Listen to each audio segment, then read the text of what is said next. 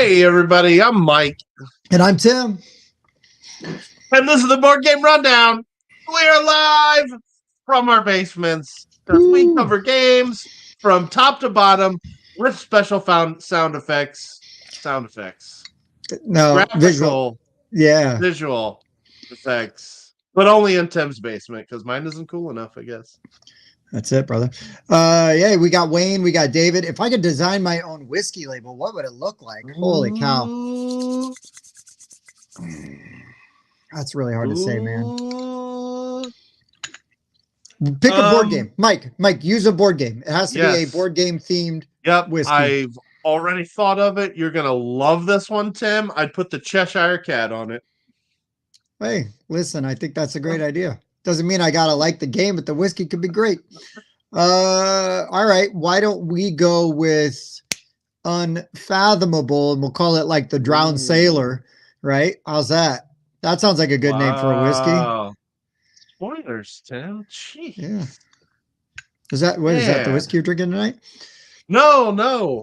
We are continuing our top 100 tonight. Yeah, 100. For those who have or have not been following along, this is something we've been working on for, like a month and a half now. So we filmed our top 50 in our studio. Those are all out. So you can see our top 10 games of all time if you'd like.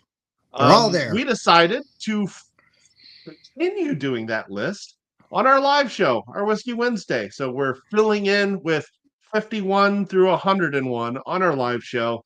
This is 61 through 70. We've got a guest the next 2 weeks. That's designer Seppi Yoon. He's going to come on. We're going to talk about our favorite robots next week. No, not next week. That's in 2 weeks. We are going to demo his game, Conquest Princess, on Tabletop Simulator. Then, 2 weeks from then, we are going to talk about our favorite robots. I have some fun curveballs already for you, Tim. I love it. And that means in 3 weeks, we will officially wrap up our top 100 with our 60 through 51. So we knew there was going to be some, mixing some people in, some guests, and hey, that's fine. That would that just mean we had a schedule? We had some content waiting to be aired. So we had the opportunity to have on some really awesome guests, and the list can wait. I'd rather have people like Andrew on. I'd rather have Andrew Styles like we had last week. That's a show to not miss. That was a really fun one. We've got Seppi coming on. You get a double dose of Seppi. I mean, just buckle up for that. I'm really excited for that one. And then who else? Oh my gosh. We've had one other guest at least, and now I'm blanking. We had Andrew. We had Jeff. Do we have Googs Irving? We had Jeff Irving on, and I believe we had Googs on, or we just on Googs' show so much that I feel like he was on our. What's going on, man? But this is awesome. I'm excited to be here. It's Wednesday already. This has been like a funky week for me as it is because I was off Monday. We went to the Wisconsin. I feel like you got to say Wisconsin, like Wisconsin.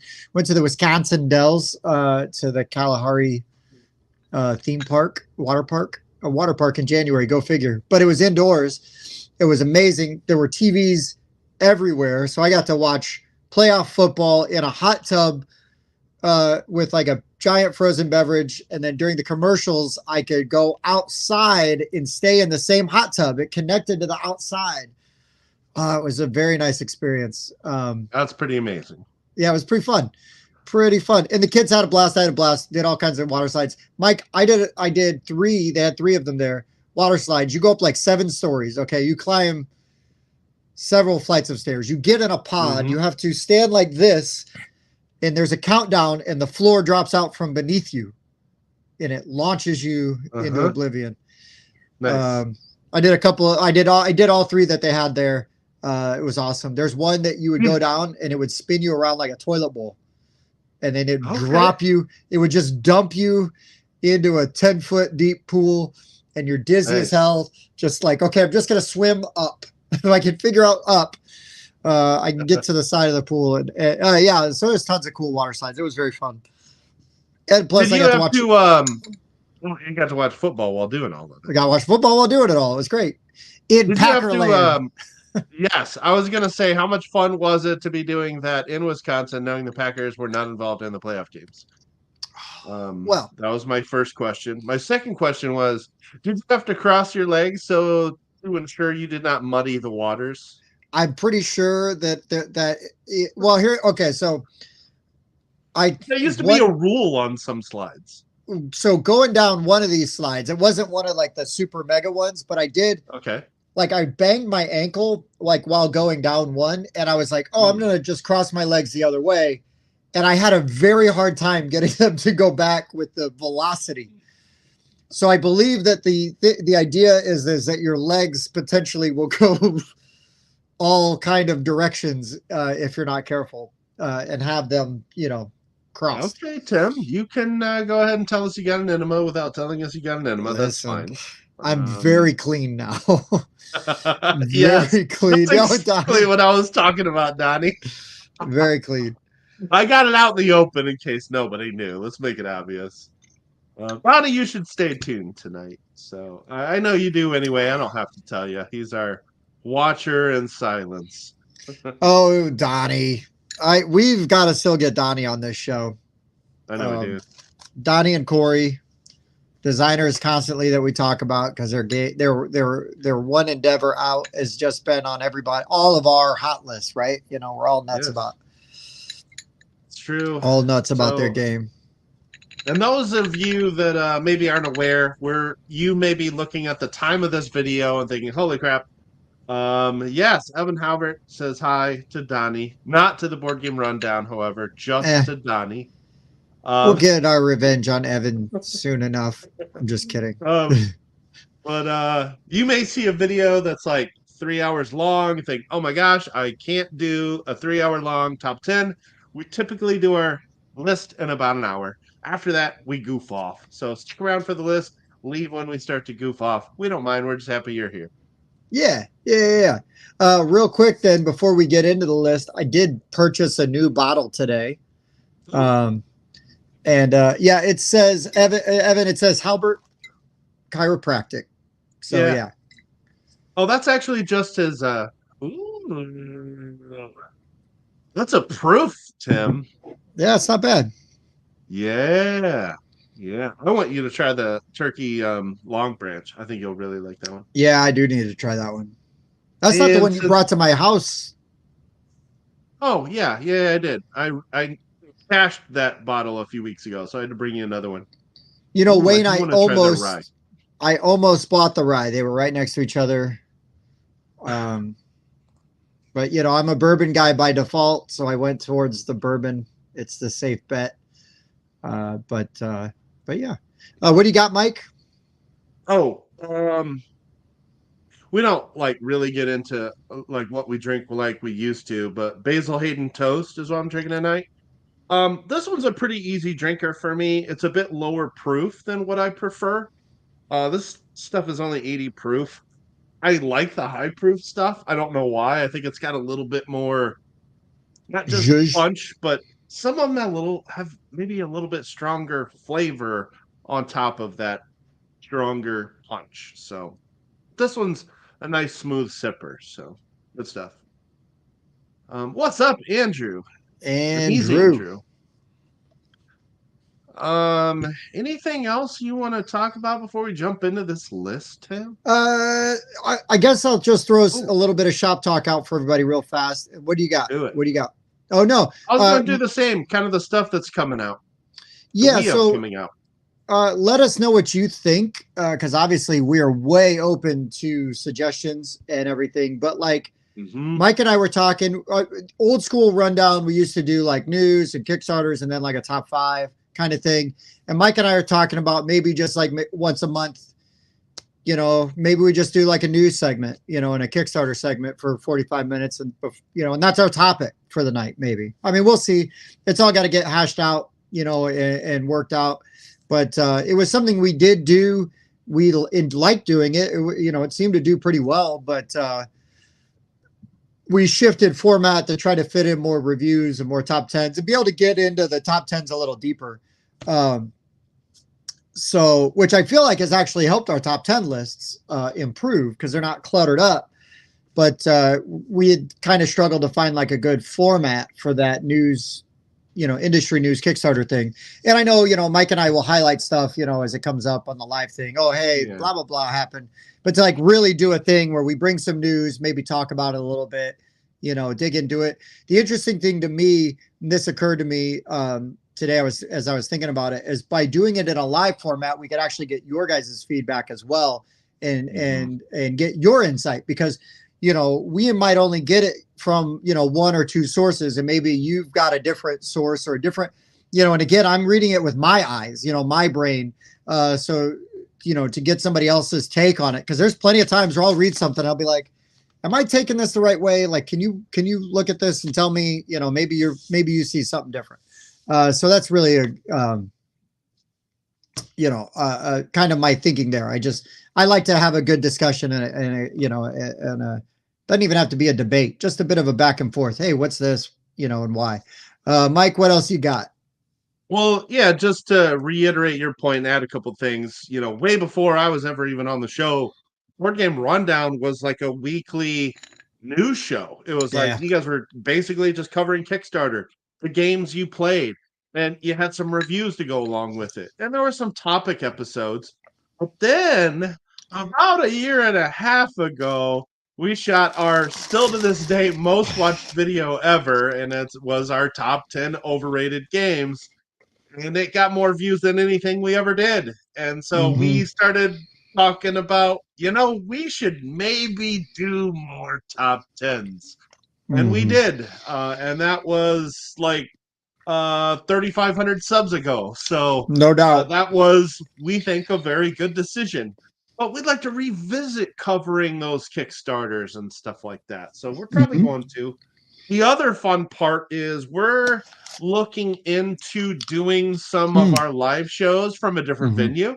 We've got a couple options. We've got maybe some breweries in town. We've got like an art. What do you want to call it? We've got a coffee house option, and we've got another. I don't know what you want to call that other place. Lang Lab. What do you call? It's technically a bar and a cafe. Yeah. So it's a cafe during the day and a bar at night. Yeah. I believe, I could be wrong, but I believe I saw an all-female Beastie Boys tribute band called She's Crafty there. And my friends and I dressed up like the Beastie Boys from the video Sabotage when we went. Nice. So like I had a wig on with like 70s hair and a big mustache. And then like, mirrored shades. I've got a really cool leather like jacket. So, like we were all decked out and people purchased drinks for us all night because everybody's like, oh, dude, and they were legit pretty good. So anyways, I believe that was at Lang Lab where I saw them. Nice. So yeah, it's a trendy place. It's what I would call a hipster place, even though anyways, but yeah, we're talking about trying to do some stuff there. If we can do some stuff there or or at that coffee shop that we're talking about, we would encourage anybody that's local and interested to come over and hang out with us while we do it. And we would find a way to get people involved, maybe play some games with people that are there, give away some stuff, junk like that, so. Yep. Yeah, Donnie, that's actually exactly what it was. It was like we would just run down all the current Kickstarters and news and everything, and it was like a weekly thing. And we just kind of moved to other things. But yeah, there's a chat about they're going back to those. So stay tuned. Also, stuff that we're gonna be. This will be my last little thing. The stuff that we have coming out. So we just yesterday. Our review of Nucleum came out. And you can see what me, Bob, and Dan thought of Nucleum.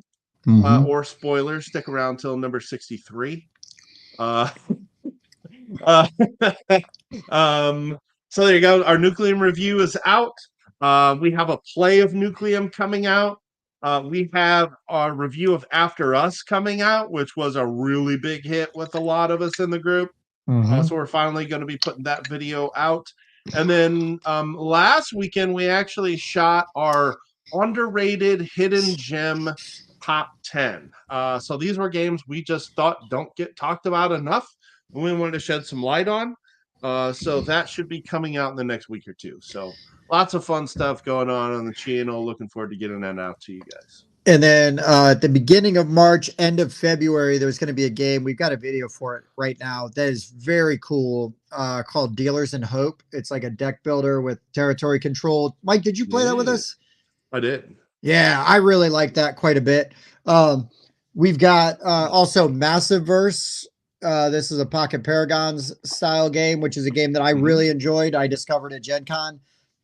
So if you're into the Massiveverse, these cards have great art. The characters look very cool. I'm looking forward to playing it. And then one other thing that's coming to Kickstarter, we'll have a little video for. So there's a small company called Mere Pursuit. Now I haven't played this yet, but it's a game called The Market, and it's a pocket game. And then I also have the upgrades. Okay. Now I haven't played this yet, but I'm ready for it. I'm getting excited for it. I'm going to try it out. And then I guess I'll drop like a little bit of a spoilery thing, but in a month or two, there'll be a Kickstarter coming out for House of a Thousand Corpses, and we're going to be able to show you everything for that game because we got a prototype. Oh, pumped. Yep, from our friends at Trick or Treat Studios. Yeah, man. Looking forward to that one. Very excited about that. But anyways, that'll be all. We'll save the rest for later. Yeah. We've been trying to get to our list in 10 minutes. We're a little over, but that's okay. We had some fun stuff to talk about. David, that's insane. I actually heard they had a record amount of snowfall in November. Yes, November. Can you imagine getting dumped on before Thanksgiving? That like rarely happens to us anymore here in Northern Indiana. But the last 2 weeks, we have gotten dumped on. Since what, last weekend, Tim? The previous weekend, we got well over 20 inches in that time. And LaPorte, a lot. Like LaPorte from Friday, LaPorte from Friday to Saturday got 30 inches in the span of 12 hours. Yeah. Yeah. We're in that like lake effect snow area. Yeah. We're at the tail end of it. So we still get way more snow than people around us. But you go a little closer to the lake and they just absolutely get dumped on. And it's only like 20 minutes west of here, and they will get a foot more snow than us sometimes. And you know what's funny is Mike lives like one town over. So Mike lives about 20 minutes away, 25 minutes away from my house. And I could get a foot of snow at my house and Mike might see 2 inches. That's just how lake effect works. Or it goes over me, it hits Mike, and then I don't get anything. And it's like, well, that was weird. It's not often that extreme, but there's pockets around here that are like that for sure. Yeah, wild. It's not like as bad as Buffalo or Cleveland, but we get our share of lake effect snow off of Lake Michigan big time. But I mean, Mike, LaPorte is 25 minutes away the other direction. And it's 30 inches versus the 5 inches that I got Friday night. Yeah. So anyways, that's wild. Just fun. It is just fun stuff. Crazy. It is kind of crazy. All right. Enough chit chat, right? Aren't we about to? Dang! Look at this. Yes, Bob. I'm used to seeing 2 niches. Ooh. And then he corrects himself with niches and loses the joke. Oh, Bob, you blew your own joke. Bob, that was officially below the belt. I'm going to try to find 2 niches to talk Maybe about. Literally below the belt. Seriously. I think that's why, good one. Good one. All right. You ready to do our, I keep saying top 10, but we're doing number 70. Oh, man, you know what that means? I got to change our numbers here. This is me stalling. I'm stalling. He's stalling, and go. We don't have 101 of these, so you got to deal with it. That's number 70.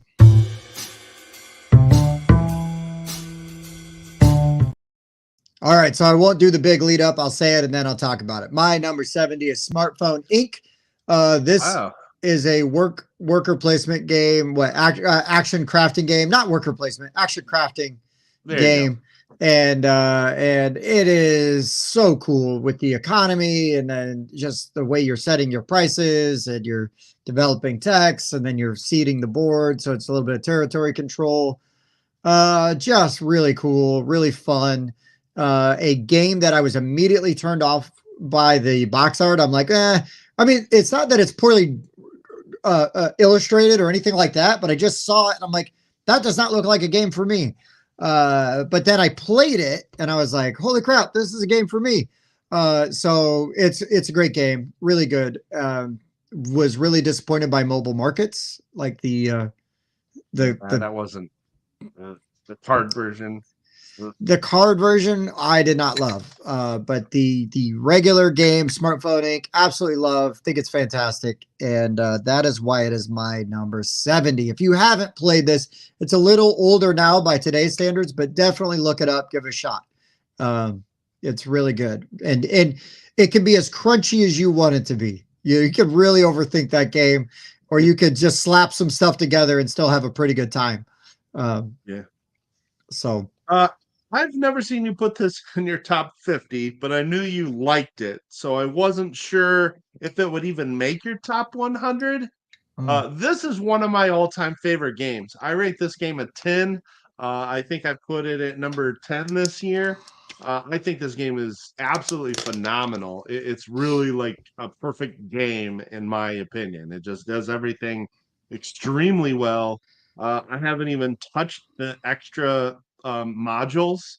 So sure. I love this game, just its base game. And I know Bob and I have talked about next time we get it out, we're gonna definitely use expansion stuff because I know this is a really highly rated game for Bob as well. Love Yes. this game. Love this game. Yes. Great game. Yeah. Yeah, great pick. Very unique. I just love how elegant it is. You know, it's very It's you just flow right through all the steps. It's like, okay, set your price. Okay, move your guys. Okay, grab your techs. Okay, grab your upgrades. It just flows. I love the Uh, way the oh, board did you, also David? It was just Smartphone Inc. I think he said it right away, but just in case, I Smartphone Inc. is did. what That's probably why I threw him off because I was like, boom. he said it right away. Yeah, it is on the board too, right? Aren't the steps on Yeah, like the yeah. of how you resolve everything right on the board? It makes it so easy to teach and learn. It's really good. Yeah, it's the only game Bob has it at 10, but that's because he hasn't played Code Names. Just kidding. Well, I mean, to my point, 5 plays, I have it as a 10. I try to keep only about 10-ish games ranked as a 10. Sure. That will probably eventually start to change.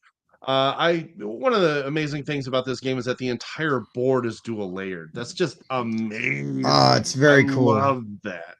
I It's very love cool. that. Yeah, there's that track you were talking about, Tim. I just wanted to get like a visual of that you're Of that drinks. basically Oh yeah. like these are your actions, and you're just kind of all right, craft your actions, set your price, grab all your goods, grab a new tech, get new Mm-hmm. technology. It just flows so well. I love it. Sell your Yeah, phones. Oh, it's so much fun to sell your phones. it's really good. Yeah, I one of my favorite parts. I can't help but not talk about smartphone because I love this game so much. But one of my favorite parts is the very last round when you're setting your price because your actions are all done in private. You're planning them out, then you all reveal because whoever sets their price the lowest goes first. So you're Yes. actually giving yourself less victory points per phone that you sell, but because you get to go first, you get first dibs in every region you can sell in. So every one of those cities that you have presence, you get to sell your products first. So yeah, maybe you've got your price at 2 and another guy has his price at 6. If you have sold to all of the customers in that region that he can sell to and he can no longer sell, his price is 6 doesn't matter. You just sold 6 goods in one region to his 0. You got 12 points in that region to his nada. I love Yes. that. I love how impactful that pricing mechanic is because it determines uh, order of operations, but it also you're literally costing yourself points. You Right. are determining how many points you're going to get per good. And I think that's genius. So anyway, my It's last point on that game. no, I love it. I love it. That's good stuff, man. Great pick. It's an amazing game. Smartphone Inc. That was my number 70. Yep. Smartphone Inc. All right. So my number 70 is a little card game that really, really picked up after a reprint here recently. And that is Scout.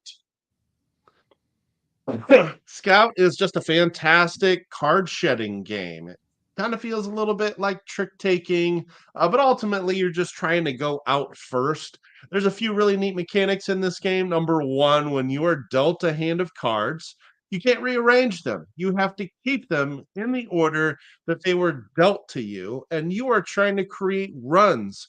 Your runs can be a set of the same number. They could be a straight. They could be an inverse straight. You could have a 4, 5, and 6, or a 6, 5, and 4. Order doesn't matter. If one person plays a 7, obviously you got to beat it. Or you can play a pair, and then even a pair of 1s beats a 7.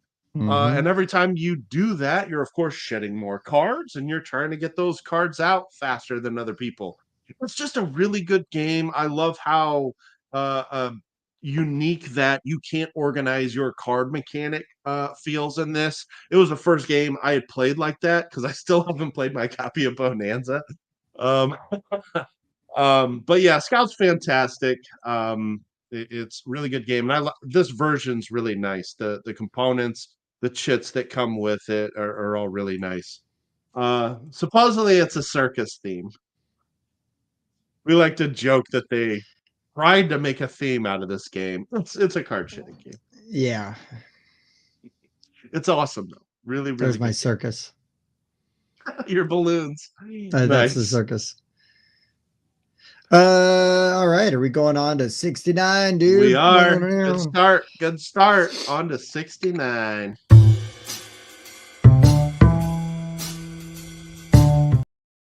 All right, Mike, I believe you finally played this one and I thought you liked it. And my number 69 is Mask of the Red Death. Really well-made game, beautiful art. And it's kind of deduction, but you're not deducing what other people are doing. You are trying to deduce where death is going to be at the end of the night. So the game is essentially played in like you could say two halves, but really it's like 90% of the game is moving around, looking at other players' cards, maybe looking at cards for particular times. And then the last bit of the game is programming your movement. So you got to set your movement as you go room to room, either clockwise or counterclockwise, as death is going to bounce from room to room, on each, every 10 minutes or whatever. And he's going to visit a different room and kill everybody in that room. So you're just trying to be the last one standing at the very end. I don't remember what the tiebreaker is, but the artwork for this is fantastic. The components are very cool. I lucked into a very cheap Kickstarter edition of this, so it's even better looking. It's just got some minis and stuff and a couple extra things. But if you can buy this retail, you're gonna have a great looking game, and it's really fun. So Mask of the Red Death. It is my number 69. Again, it feels very thematic. It actually even has the story. My copy at least has the actual Edgar Allan Poe story in the rule book. It's not that long of a story, and you can read it if you just really like. It just makes it like drip even more theme. So a very cool Poe themed game. As far as I know, it might be the only Edgar Allan Poe themed game that I'm aware of. There might have been one called Raven, but I don't know how much that actually had to do with the poem. And yeah, David, kind of, except you can mitigate it a little because you're actually looking, so I believe last time we played, I think I knew like all but 2 of the rooms, so that I had to kind of guess on those. And then it came down to a tiebreaker, and I believe Jonathan won when we played. He did. Yeah, I did finally play this last year with you, Jonathan, and Dave, I believe. And This one is criminally underrated, almost to the point where like you might see it on an underrated hidden gem list from Board Game Rundown here in the near future. I was gonna say if I was on that show, it would have been on mine. Dan did. Dan's got your back. Yeah, this is it was very interesting. I have found that I think I prefer deduction where you can't 100% deduce everything in the game. You can gather the majority of the information, but then ultimately at the end, you're going to have to make a couple guesses. And I think that's exciting. I think not knowing where death is going to go and the potential for dying at the end of the game makes the ending far more exciting than had one person already known exactly where everything is. It almost needs there's a couple cards in there that will let you manipulate the room decks.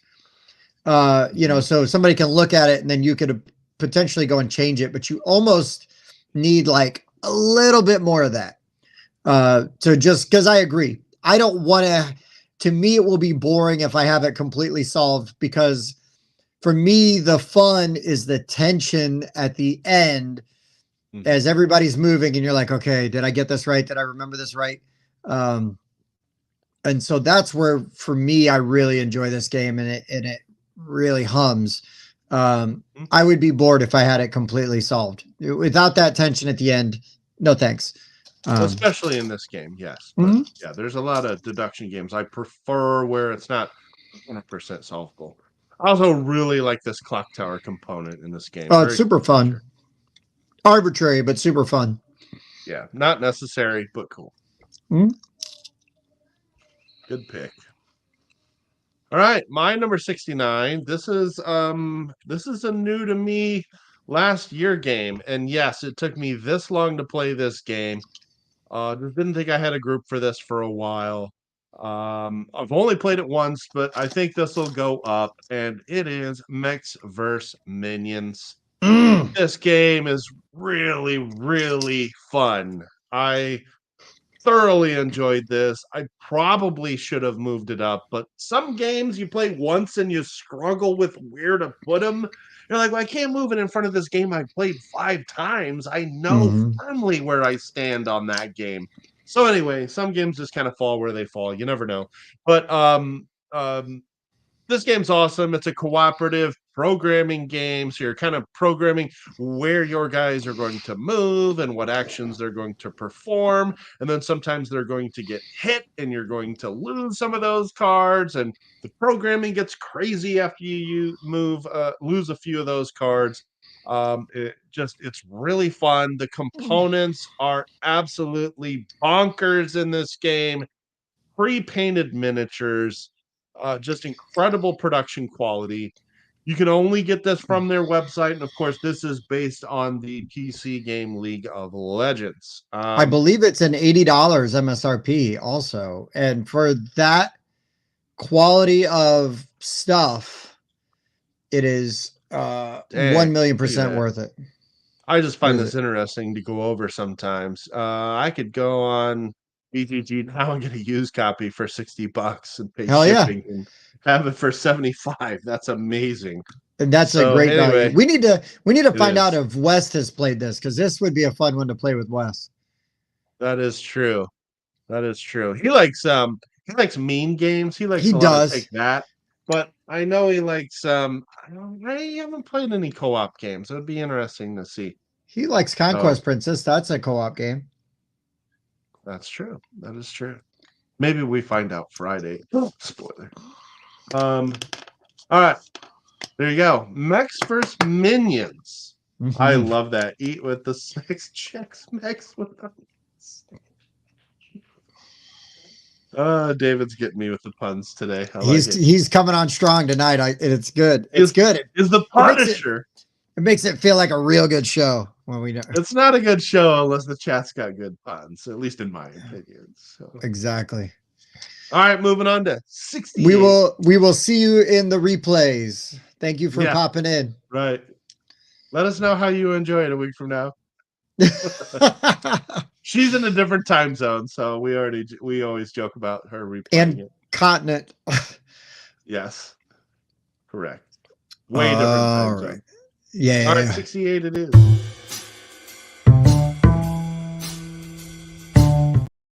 All right, my 68 again. I'll just get right to it, and then I'll get into all the deets.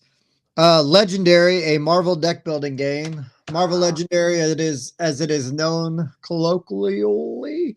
Um, I love this game. It's flawed. It's not perfect. It's clunky to set up and to tear down, but I have fun playing it. I'm That's good great. at it. I like playing it. You can make it really hard and you can try really interesting combinations. I have a ton of stuff for this game. So much I've talked about it before at nauseum, I'm sure, for everybody else. But this is just a really cool game. And one of the best things about it, one of the things I really liked about it was you go and you buy the packs that have the heroes you like and that you want. And then now you've got them, and oh, you really love Fantastic Four and you want to go against Galactus? Hell yeah, there's a box for that. Spider-Man comes in the core game, but there's other Spider-Man sets you could go out and buy. Paint the Town Red is it? I know is one right off the top of my head. So lots of just really cool stuff, really fun. Tim, what is your favorite character to play in Legendary Marvel? Okay, A so deck this is building game. man, that's tough because it just depends on the villain. I do like Spider-Man a lot because tends to be a lot of card draw with him. Sure. So I will just default say Spider-Man. I know that there's a ton of other great characters. I've got some really weird combinations because if you got like the Secret Wars sets, there's like Captain America, Devil Dinosaur, which is really fun. Okay. So Nice. just so you can get really weird with it. The Deadpool cards are fun. Yes, they are. Great So flavor text. yeah, yeah. So I mean, there's a lot of different ways you could go with this. I will default Spider-Man again because I like the card draw, but Nice. and this is again easy to teach. Pretty easy to learn. It gets you used to looking at the tags. Okay, these tags trigger this. And then you're just clearing out the city and taking on the mastermind. So, anyways, so that's what I got. Yeah. That's where I think older game and lots of newer Marvel games that have kind of pushed this one to the back of people's playlists, I suppose. I was gonna say my favorite character to use in this is the Scarlet Witch. 'Cause I really like that she's the one that she can rescue bystanders, and then she's got that one card that gives you an attack for every rescued bystander, yes. and that card can get you 25 hits sometimes. It feels really awesome when you get that card to proc and you've got a ton of saved bystanders. I love that. Yeah. No, I just kind of like the way that mechanic works with the bystanders in the game. They use it in really interesting ways. And that's the thing though, Mike, is there's other characters that also will snatch up bystanders and then you can build these really cool combinations. If you take the time and go through and look at some of the setups, because we were getting skunked by Thanos, I remember, and we made it our point to go through, find the hero set that we thought would really jive together and okay, where were we weak? And then we were able to cultivate a strategy that would then allowed us to then beat Thanos, I didn't mean to snap, but that makes sense, right? But to beat Thanos, I wouldn't say easily, but definitely, we were able to actually do it. And it was really satisfying. So to get a really challenging villain, and if somebody's too easy, change up who you're using and see if you can do it with guys that don't jive as well together. I mean, again, this game rewards replays. It gives you fun combinations. I've done it. I think I've got enough different Spider-Man sets that I can play with all Spider-Mans. So there's stuff like that you can do, which doesn't always work super well, but super fun to just try. But yeah, so Marvel deck building. So much stuff for this game. There's so much stuff. Yeah, Legendary is It's not without its flaws, but man, it's a good time. It's a good It time. is. It is. Definitely would still play it to this day. No questions asked. It's been a 100%. while. Good one. Yeah, I've picked up a few of those expansions over the year. So many of them. Yeah, I got a All ton of right. stuff. My number 68, I know Tim will appreciate. He's a big fan of this game. One of my favorite auction games. It's For Sale. Whoop whoop. Yeah, For Sale is amazing. It's just such a simple, excellent filler. You're going to start with properties from 1 to 30, and then you're going to auction and bid for those properties. After all the properties are gone, you're going to take a separate deck with cash cards from 1 to 15,000. You're going to deal out one per each player, and then you are going to select one of your property cards secretly. And then you are going to take the whoever has the highest card takes the highest amount of money, and then whoever has the most money at the end wins. It is so simple. It is so good. It's so easy to teach. Everybody I show it to thoroughly enjoys it. Can't get enough of it. I have 42 plays of this game logged, so I've played it a lot. It was my number 20, and the struggle with putting a game like For Sale in even your top 100 sometimes is the weight, of the game, because I think a lot of people gravitate towards, well, I need to have like heavier games in here and stuff. And for me, this is just like bang for my buck, man. If I am how much do I love this game? Where does it fall in my spectrum, right? This game is so easy to get played.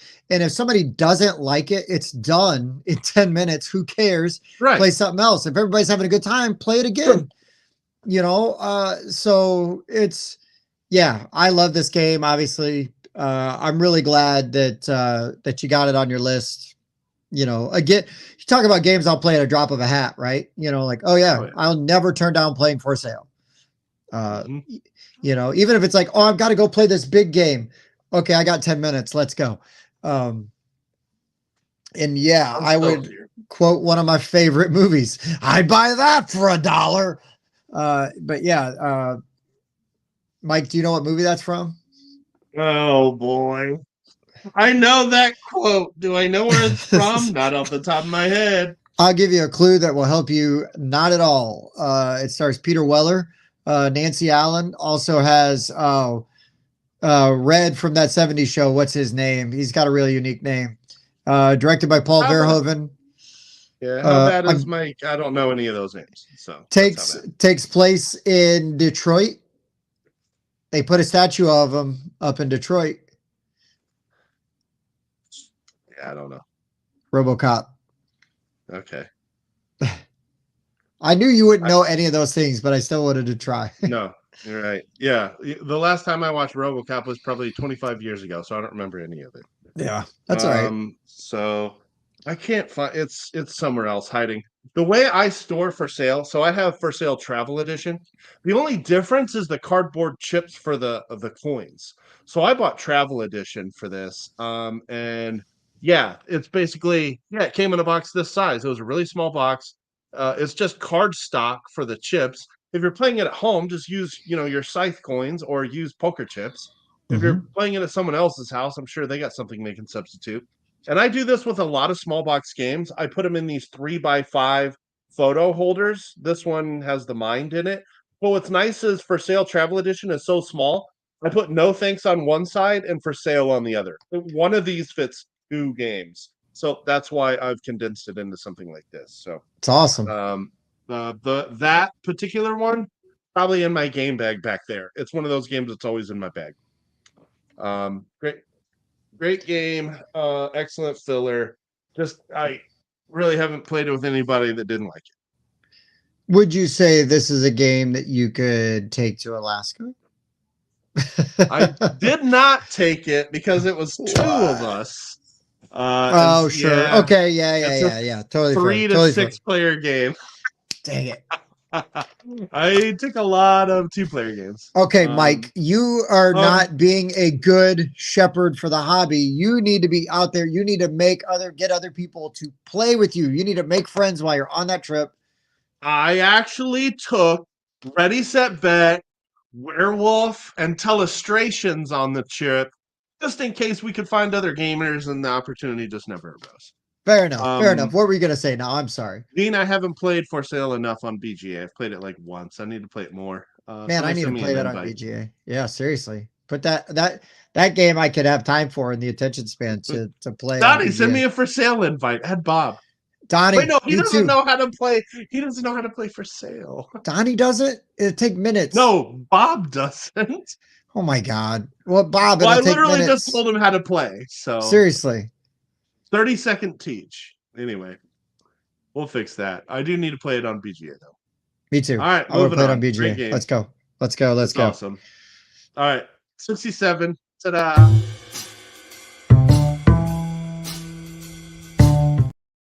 My 67 is what I would call the most underrated Stonemaier game. That's Tapestry. Tapestry is my 67. It was maybe misrepresented as a Civ building game. Because it's not really. I mean, kind of spiritually it is a little bit, but this game's really good. It's really fun.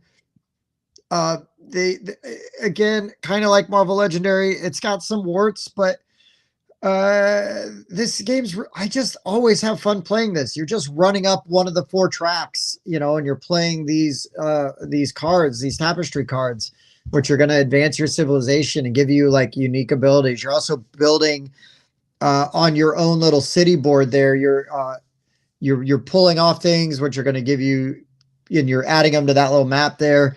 So you're filling out things that are going to give you bonuses, and the stuff that you're pulling off is going to reveal bonuses for you on your player board, kind of like Scythe. The buildings are cool. They're pre-painted. The middle of the board is probably the least interesting part. I think a lot of people say that.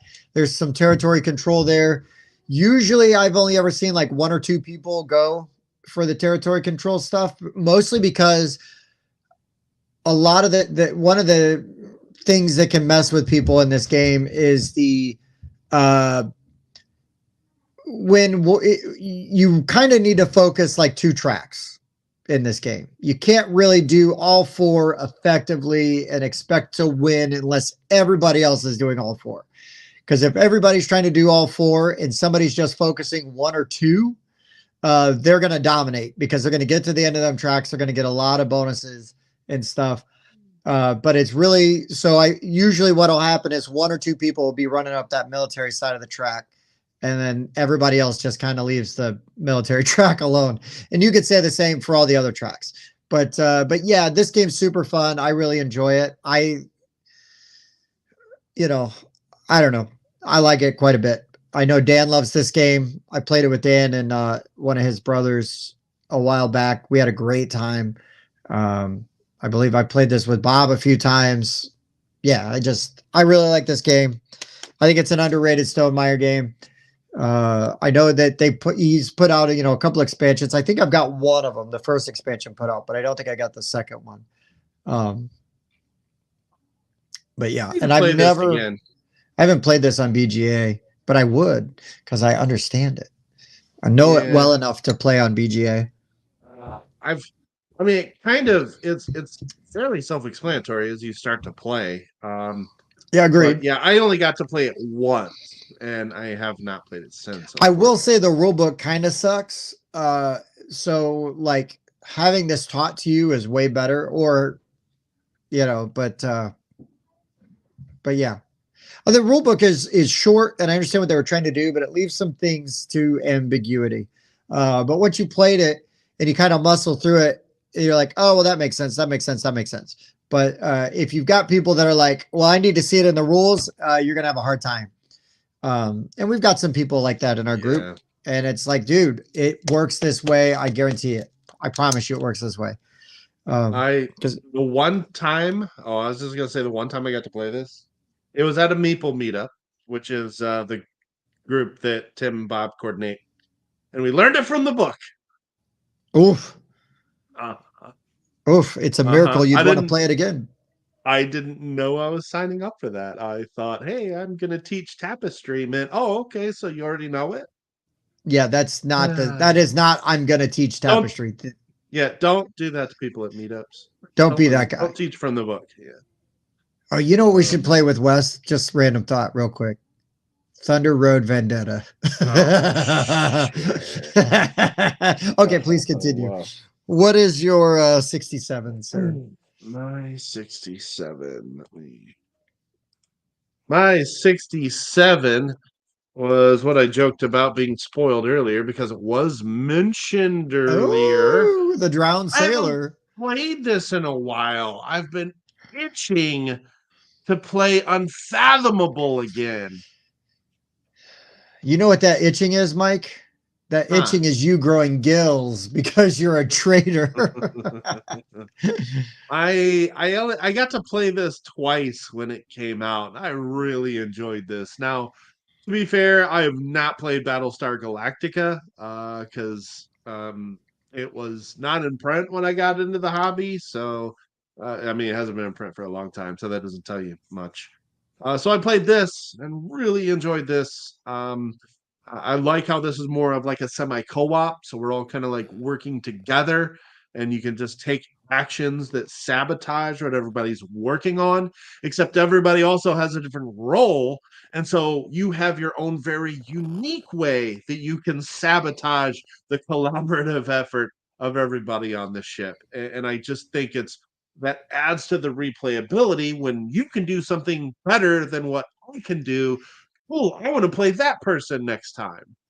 Um, so Unfathomable is my 68. I have been dying. 67. I've been dying to play this again. Man, I love that pick. I believe it was in my top 50.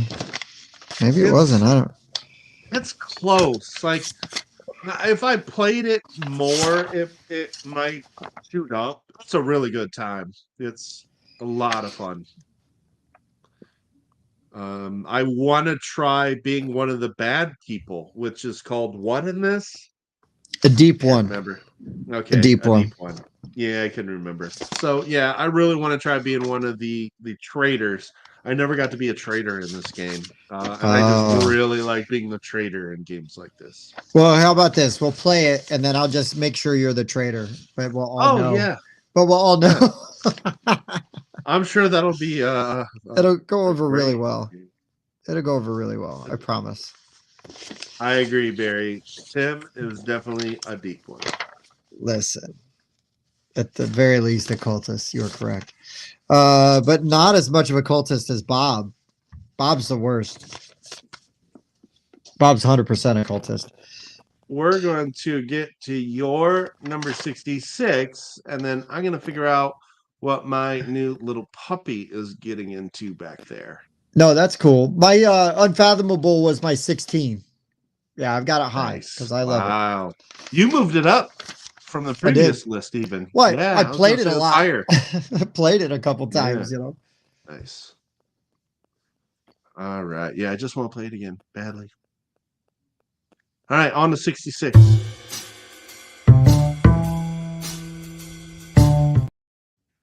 All right. I know Mike has my 66 rated a lot higher. That sounds like that's exciting over there. No, my number 66 is Role Player. In Role Player, I mean, you are making your D&D character, and you're rolling dice, you're drafting them, you're assigning them to different traits. There's some mitigation because depending on where you assign them, or is it the color of them, it's going to allow you to do different things. And then you've got different goals where you're trying to get certain attributes in certain ranges. So you don't always just want like all sixes, like you might if you're actually making a D&D character and you want all of your attributes to be, 18s. But yeah, this game just does a lot of things right. It's super fun. I have heard that you need to play with the expansion and it makes it even better. But I have not played it with any expansions, even though I did buy everything for it at Origins 2 years ago now. Yeah, at least Mike was wearing pants. That is. Did you hear that, Mike? I bet he didn't. Nope, I didn't. Okay. Well, one of the comments was, "At least you're wearing pants." So everybody. uh, my 66 is role player, Mike. Now tell everybody why it's a great game. Oh, because it was my number 27. Role player's fantastic. Tim hasn't played it with monsters and minions yet, and once he does, it'll go even higher. Role player is an awesome dice drafting game that doesn't feel like it needs an expansion until you play with monsters and minions, and it gives it the game a finality that you didn't think it needed, but then you play it with that finality, and you're like, okay, I get it. It's a great game. I just love this theme. I love building RPG characters. All of my experiences from video games, but that character selection screen is my favorite screen. This is character creation, the game. It's great. Yeah, no, it's fantastic. It's fantastic. So, my first con I ever went to was with my old gaming group in 2016 when we went to Origins. When I was at Origins, I went over to the Dice Tower booth and I bought a little bit of their swag. And one of the pieces of swag that I bought was their coasters that Sushi just chewed up. Oh no. So that is what is left. You can vaguely, whatever is the correct word there. You see the dice tower on there. Yeah, it's destroyed. It's her chew toy now. So there you go. Have at it. Wait, actually, hold on. I take that back because this is basically like a board with cork on both sides. So she chewed off as much cork as she could. So now I just have cork chunks all over the rug over there. So Yeah. I don't need more cork chunks. Yeah. Maybe you could put that in the fire with the Oregon Trail and see what happens.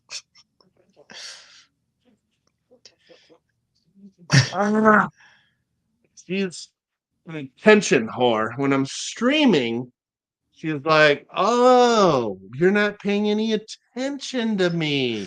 So I'll find a way to make you pay attention to me. I will bring my dog Friday. I'm not gonna make a stop at Sushi Garden for you. Just to clarify. Yeah. Yeah, that's true. Sushi. She's a sweetie, but she needs her attention. And unfortunately, Dad works 10 hours on Wednesday and then gets in front of a camera for 3 more hours after I get home. So she's starving for attention on Wednesdays. That's all right. You got to get her to do Them. paintings like Luca, and then you could just make her a fixture of the show. Hey, what does this thing that she just chewed up look like now? Yeah. Well, it looks like a coaster, but it looks like it's all the continents before they separated. Oh, actually, it's a snake's tongue. Oh, there you go. That's good. It's a snake's mouth with the tongue coming out. Is what we see. There we go. Or the other mini game is, what did Sushi eat? Like, good pick at number 66 there, Tim. There you go, man. There you go. What's your 66? I'm the only one in the group that still enjoys this game, and that's fine. I actually still would prefer to play this over Ark Nova. It's Terraforming Mars is my number 66. Huh? I was actually late to the party on this game. When I first played it, I was like, yeah, this is okay. And then I played it again. And I was like, wow, I really enjoy this. And then the more I played it, it just kind of grew on me. So yeah, I do like Terraforming Mars. It can be a bit long. I do prefer it at like 2 or 3, 4 super long. But I still really enjoy the engine building in this game. And here's the thing, Mike. is I really, really, really still do like Terraforming Mars, but only as a solo player game. Yeah. But Yeah, Terraforming Mars is still a great game, but yeah, it can overstay its welcome. yeah, no, it's really Um, good. There's a reason everybody loves it. Um, I mean, you want to talk about overstaying its welcome. Terraforming Mars, I feel like you can play quickly. I think Ark Nova is almost a minimum 2-hour game where I have played 3-player games of Terraforming Mars where everybody knows the rules in under, mhm, in an hour and a half, under 2 hours, yeah, which for me is the perfect length of time for a game like Terraforming Mars. sure. Um, and would really enjoy this. But I can play it solo in 45 minutes to an hour. And then usually what I'll do is I'll re-rack and play it like twice while I got it out. Um, so yeah, no, good pick. I'm not going to bag on you for that. I think that's a good pick. If you got an echo for a minute there, it's because Sushi jumped and took my headset cable with her. So, Oh, you're fine. um, I don't think it was too bad. no, it was only for a couple seconds at max. Yeah, mine even has the trays in it, so stuff doesn't get jostled around. Definitely want the prelude expansion. It does speed up the beginning game a little bit. That stuff, if you've played this, you already know. But it's I think still a fantastic game. It's funny when you said it only lasted for a few seconds, so it wasn't that bad. I was going to say title of your sex tape, but you moved on too Well, quickly. you did say it. I did. I was going to get it in there, but you moved on so quick. I was like, dang it. I got to come back to it. Uh, Now just like every time I hear a noise, I'm like, "It's getting chewed on now." I thought I eliminated all the things that she can chew on. I keep forgetting about coasters because shame on me for wanting to protect my end tables. Anyhow, yeah. all right, let's get to number 65. 65.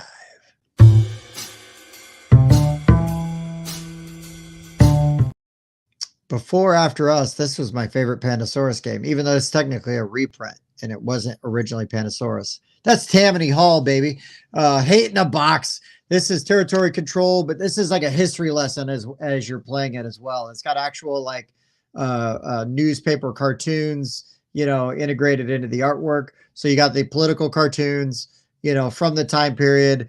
And yeah, man, you're Boss Tweed. You're trying to manipulate the different ethnic groups in New York to basically support you and help you get points. This game is really cool. It's really neat. Yeah, the theme is dark and it's really it's really it's pretty good. The theme could be problematic to some people, but for me, this is like an actual piece of history, and this is what was being done. And this is a really interesting interpretation of it, or representation of it, not even interpretation, a representation of this. You could see how politics worked, in the 1860s in New York City. And this is a game that if I was like a history teacher, I would have in my history class. And when we got to this part of history, it'd be like, here you go. Here you go. Here's the stuff that's not always in the history book. Like you'll get a paragraph about the corrupt, New York City politics, and that will be it. Like, no. Let's dig in. Let's dig in. Let's see what's going on. But really fun game, really straightforward. Really, is it 1880s, David? I can't remember. I said 1860s because I thought Tweed was around during the Civil War, but maybe not. But anyways, Gangs in New York, right? Takes place same time as this, if you like that movie. But just really, really fun. Yeah, points at the 5 points. Really enjoy this game. I was really glad that it got a reprint because it was kind of hard to get for a little bit. And then Pandasaurus reprinted it. Now you can get it very easily and very reasonably. But I don't know if you played this, Mike, but this is a fun territory control. I have never game. played this one still. Oh, it's fun. It's mean. We call it Hate in a Box because it's mean and it's hateful. Nice. Yeah, so one I've always wanted to play. I just have not had the Yeah. chance. So Wayne, in Indiana, we didn't get that. You get that paragraph. I bet it's good to know in New York they actually gave you a little bit of education on it. Because I mean, it's also just interesting stuff, just to see what, I mean, you could paint everything with a rose-colored brush, like, oh, everything was great. It's like, no, American history's got some pretty dark, seedy parts to it. Um, and and again, right, like my attitude towards those things is like, well, learn about it. Don't cover it up, don't ignore it, learn about it. You need to know. That way you don't repeat it. But anyways, off my soapbox, that's my 65 Tammany Hall. Okay, here we go. Thanks, David. So I was kind of right, 1860s, technically. I was close. But yeah, I wasn't gonna die on that hill. If you'd have said 1880s, I would have just folded like a cheap cardboard box and be like, yeah, that's right. So all right, Mike, 65. Number 65. My number 65 is a game that we played at Gen Con in 2022. We haven't shut up about it since. From our friends at Third World Studios, it is Mission Control Critical Orbit. This game is just a blast, and I've just not played anything like it. You are trying to save somebody who is floating out in space. And so you've got 4 people that are working a totally different mini game from each other. One person's doing something similar to Sudoku, and one person's kind of working a polyomino game. The other person's doing math and adding numbers. Meanwhile, your Ethernaut is doing, like, I call it Pipe Dream, but there's other pipe fitting games. But it's a timed game. You have to rescue the Ethernaut within 20 minutes. And it can be very tense. There's all kinds of communication back and forth between the different players. The Ethernaut saying, okay, Bengaluru, I need a bonus from you, because Bengaluru will give them a certain bonus that helps them achieve their goal. I've just not played anything like it, and it's just really fun. The communication is excellent, and yeah, I just can't say enough good things about Mission Control. It's just super, super fun. I do have one knock on Mission Control, Mike. Ooh, what's that? One of the designers is just a total tool bag. Oh, mostly because he won't come on our show. I thought your knock was that you didn't get to play it with the designers at Gen Con. Sorry, that was me. Sorry. No, my knock is all of my friends who knew that I brought 2 copies to get signed did not get my copy signed. That's my knock. But that's on my friends, not the game. No, actually, this is in my 40s and my top 50. Full disclosure, we loved this game, then became friends with Donnie and and stuff. So yeah, we are friends with the designer, but we loved the game before we knew him, and before we knew what good people were behind that game. I just want to say, let's see, I put this at 65. Tim, you put this in the 40s. Dan put this in his top 20. So we genuinely just adore this game, and that's why we really do. Shut up about it. Oh yeah. Oh, it's my 46. So yeah. See? Remember this, I'm telling you, I remember some things.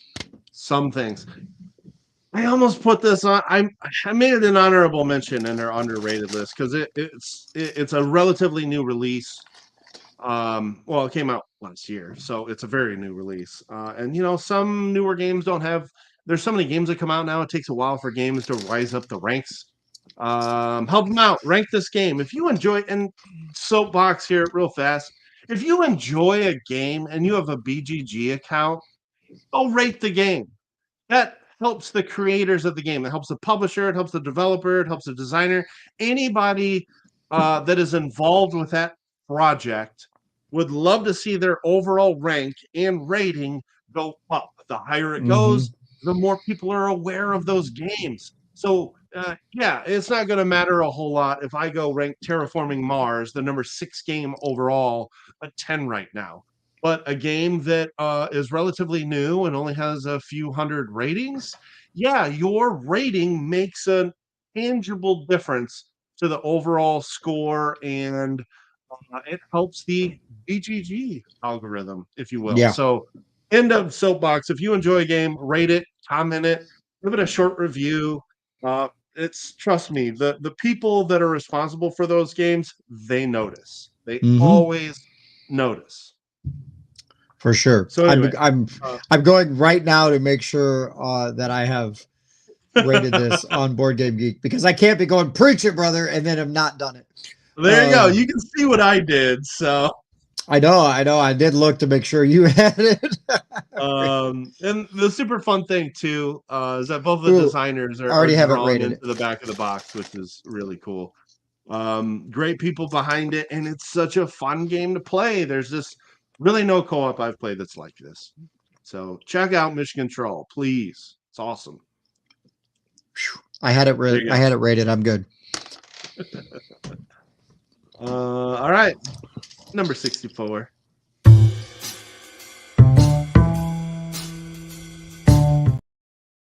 Yes, Evan confirms it. Always watching. Designers are always watching. If we make if you make content and you tag it to the BGG page, trust me, the designer will notice. Mm-hmm. Mm-hmm. All right, my number 64, Xia, Legend of a Drift System. Ooh.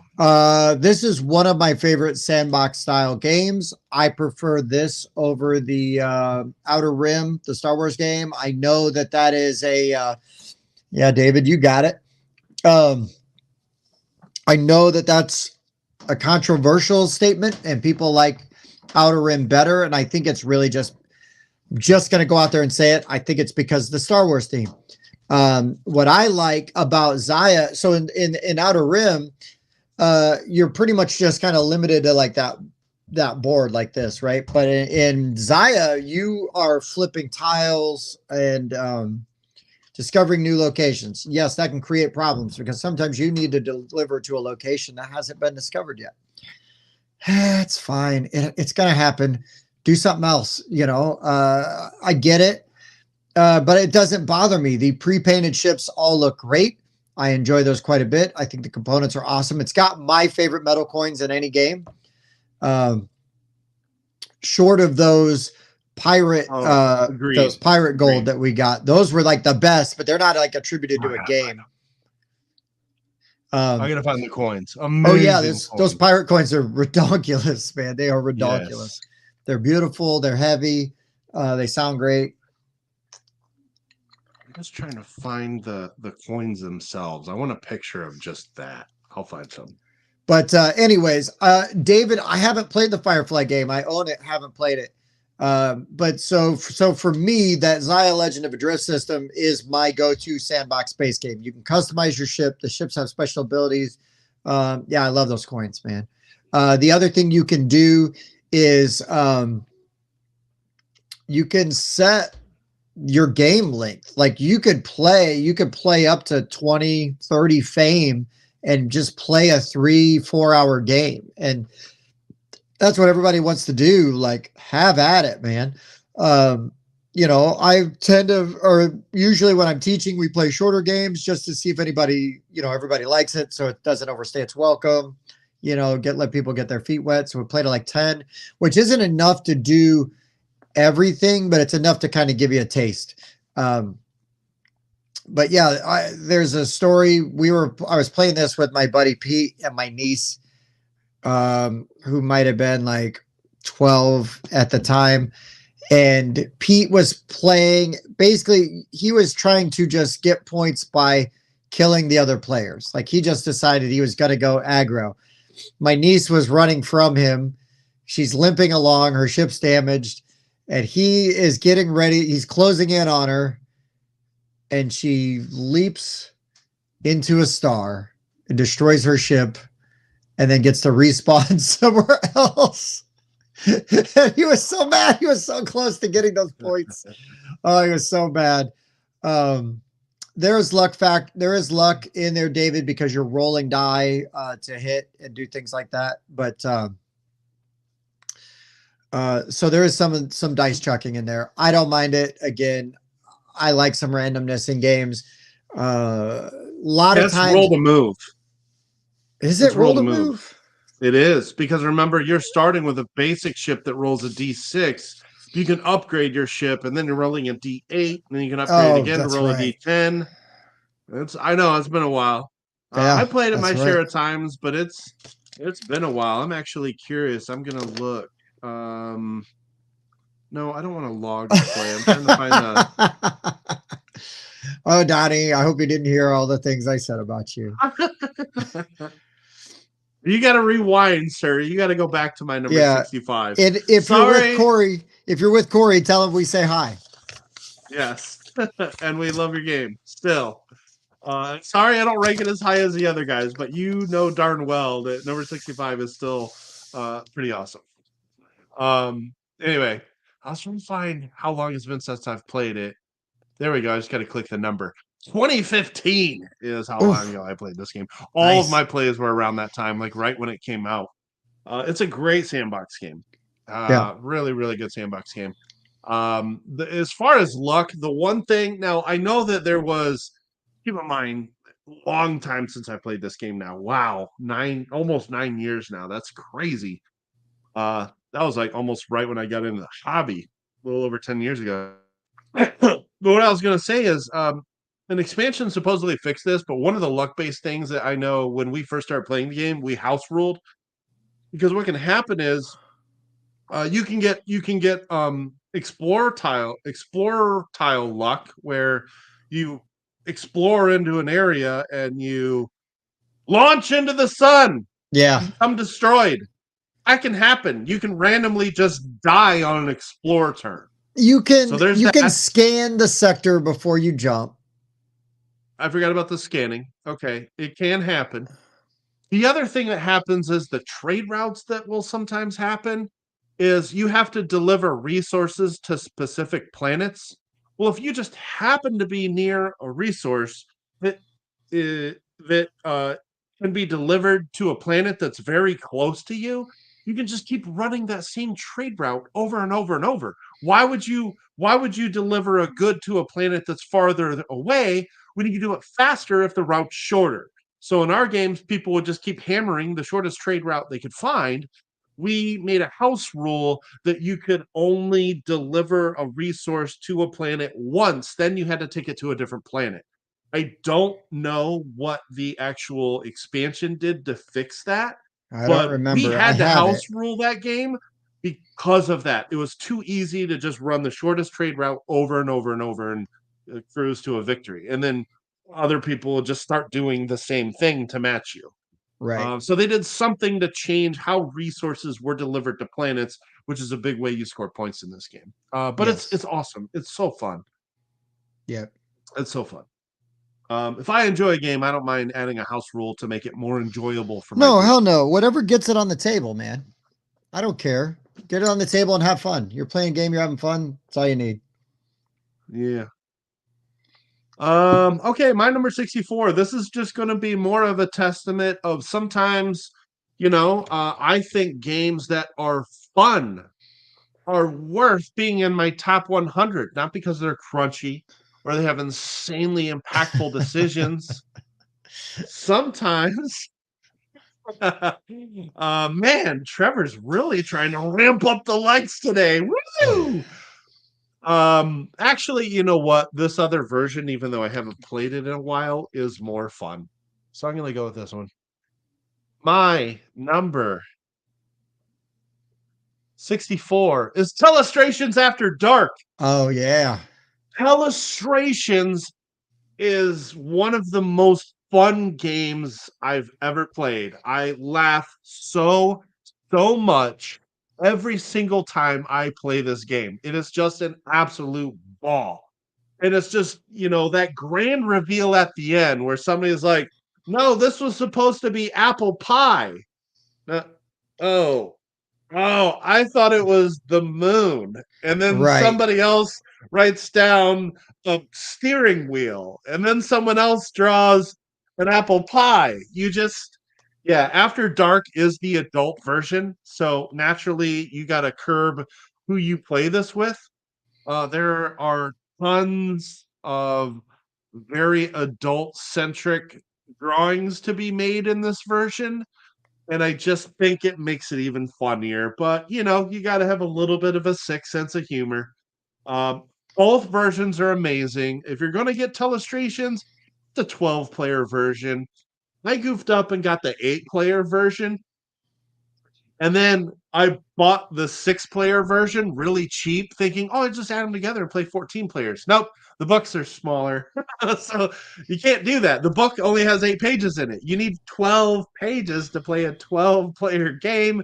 I didn't even think of that. So anyway, but Illustrations is just a blast. That is, that's the party game I go to a lot, as Tim knows. It's just hilarious. You One definitely of the want a best. minimum of, it said 4. Really want as many people as you can get. It's okay at 4. You probably want 5 or 6 though. 5 or Yeah. 6 I think is fine. 4 is not quite as much, because then it's like you're getting the word and you're drawing it, and you're only getting 3 guesses after that. That's just not quite as good. 5 or Right. 6 is definitely minimum. But again, I don't always. We talked about it. I think it's okay to rank light games high. If I really, really enjoy the game, that's Agree. really what it's all about. I thoroughly enjoy Telestrations. We I played a, dare to a put it in my top 50, and I wouldn't be shamed. we played a very rowdy and wild version of this game at Gen Con at midnight, or whatever, 1 in the morning. And it was so much fun. Yeah, I did not join in on that game. We were walking. I'm looking around. I'm like, I'm counting as we're walking. I'm gonna revisit this. I don't know if I ever did. Uh, we're walking. I'm counting. I'm like, there's 13 people here. We're about to play a 12-player game. I'm like, all right, who's not gonna play? Because I'm playing Telestration. I love this game. I'm playing Telestrations. And then I think it was Andrew. I was like, I don't want to play this. He was kind of scoffing at it. He hadn't played it before. He was thinking it might kind of sounded dumb. And then we sit down and he's like, oh yeah, I'll play.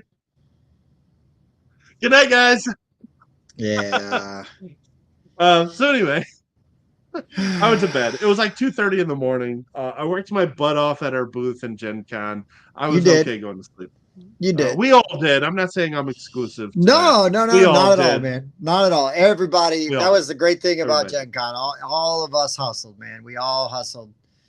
Yeah, we did. But And David, Illustrations not is a really with blast. strangers because we were playing. Well, there was a few strangers, but the Parakeet Griffin, I almost called them Friends of kids, friends. friends of friends. Yeah, it got wild, it got rowdy, it was hilarious. I think I cried from laughing multiple times playing. You Yeah. will. You will. Well, again, right? We Yeah. talk about all the time. A game gives you such good experiences. Like, who cares how crunchy it is and how heavy it is? So, Yeah. Um, Wayne, just want to point this out. The videos are out there, so I don't really care. Again, I think light games can be just as enjoyable as heavy crunchy ones. And I've got Anachrony as my 2 all time, so I certainly like a good crunchy heavy game. But there's just something to be said about just having fun with games. Anyway, Sky Team was my number 12. That's a mhm. small box. Ready Set Bet was my number 17. I absolutely love that crazy party game. And Splendor Duel was my number 18. So I definitely appreciate games that can give me a lot of fun without being rule heavy, even though I like those two. So, For sure. but yeah, it's your list. Do your thing. But it is Exactly. fun. I like to try to mix it up. I put Shards of Infinity super high, and that's a small box deck builder that's fantastic. That's just what I do. I like to keep it, spice it up a little. All right, that's enough of Spicy. my number 64. Let's go to 63. That's a number. That's a number. Yeah, we need this too.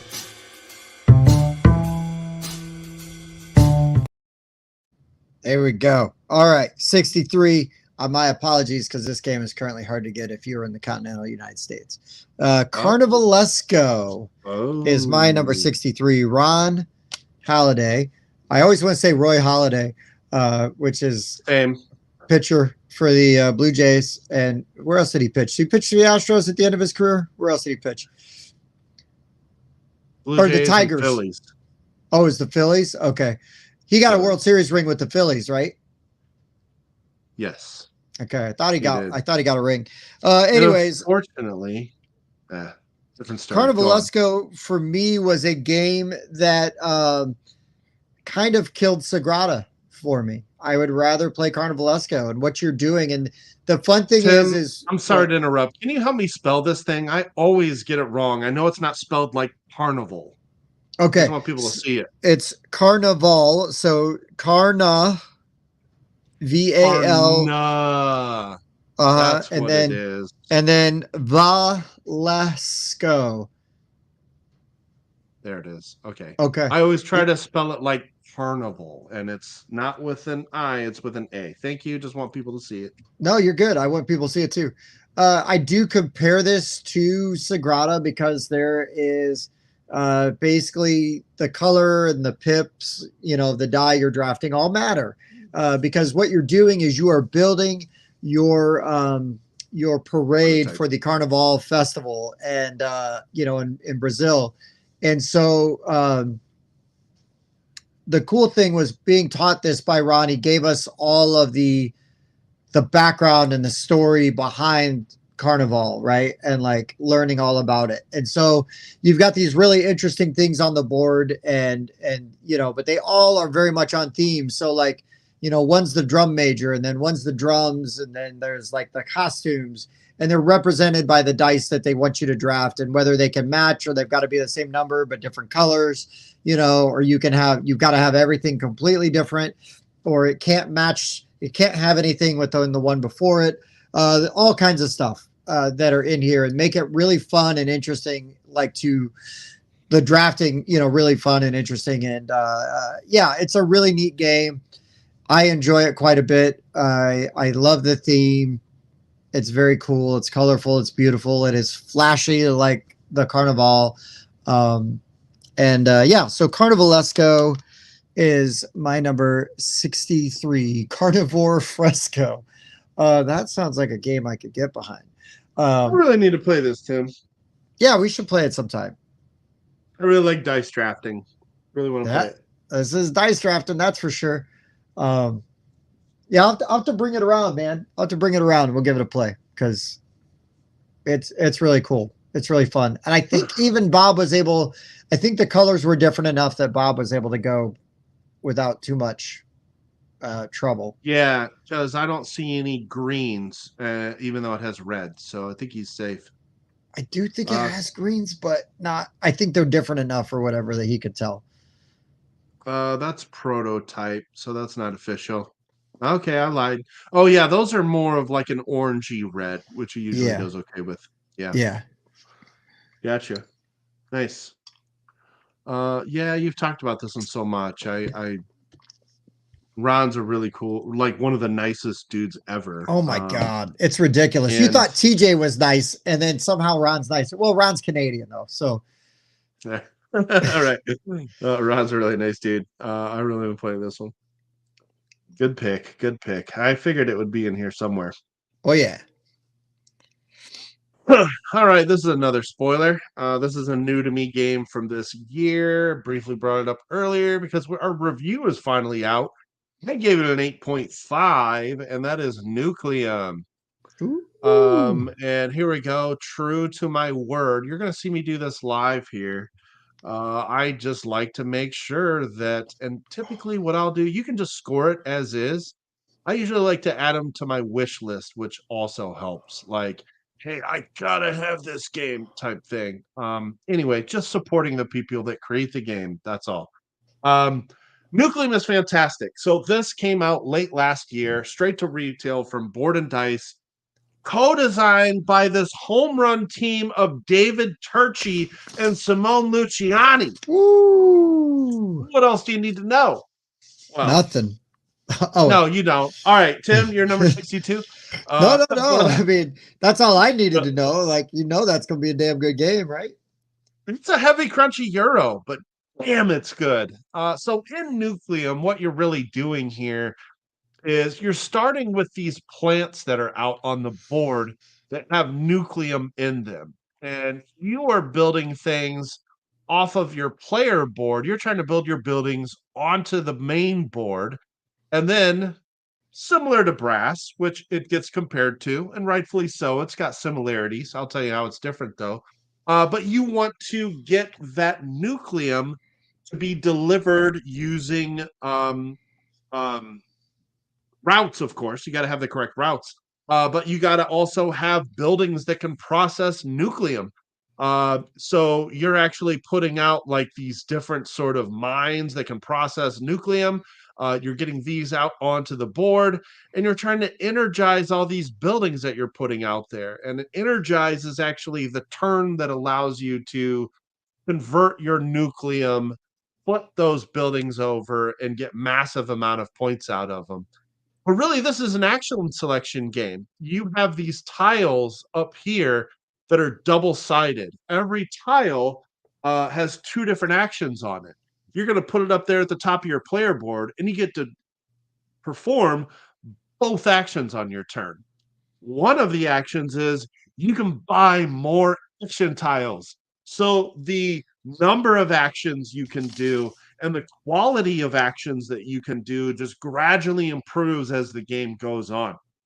And what's interesting is as you're putting out these action tiles here, you can only collect income as far as your tiles go. So even if you have your coin income completely maxed out, unless you play all of your action tiles, you're not going to collect your full income. So what it does is prevent you from spamming your income turn over and over and over. You have to play different actions before you can play an income turn. But you're basically collecting gold, collecting victory points, and getting workers that you need to put your buildings out on the board.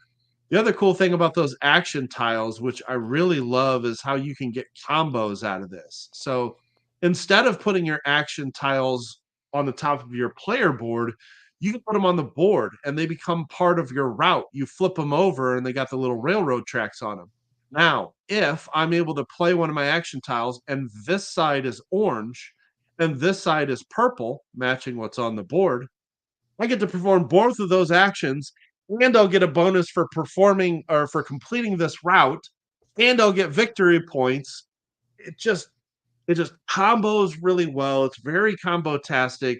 The route building is really satisfying. I really like how you're building up an action engine and then sacrificing those actions to build out your route. This over here is a really unique end of round victory point trigger where you're also collecting stars during the game. And when you pass, the number of stars in your possession puts your scoring star on this track. The higher up it goes, the higher multiplier you get for whatever bonus it's next to. And that timing is really interesting because you can't have two stars in one region. So, like, for example, I'm not going to be able to put two stars in this purple area and get double times 5 on this. So I'm either going to stop short and put one, if I already have a star here, I'm either going to stop short and put one here at 14, or I'm going to try to collect a bunch more stars and get into this next multiplier. So there's just multiple different ways that you're kind of manipulating when you want to end your round, as you want to call it, and start your collect your income and start your action chain all over again. It's really good. Our reviews out. We'll have a play and teach at the end of the week. Bob put this in his top 10. I was blown away by that. Yeah, yeah.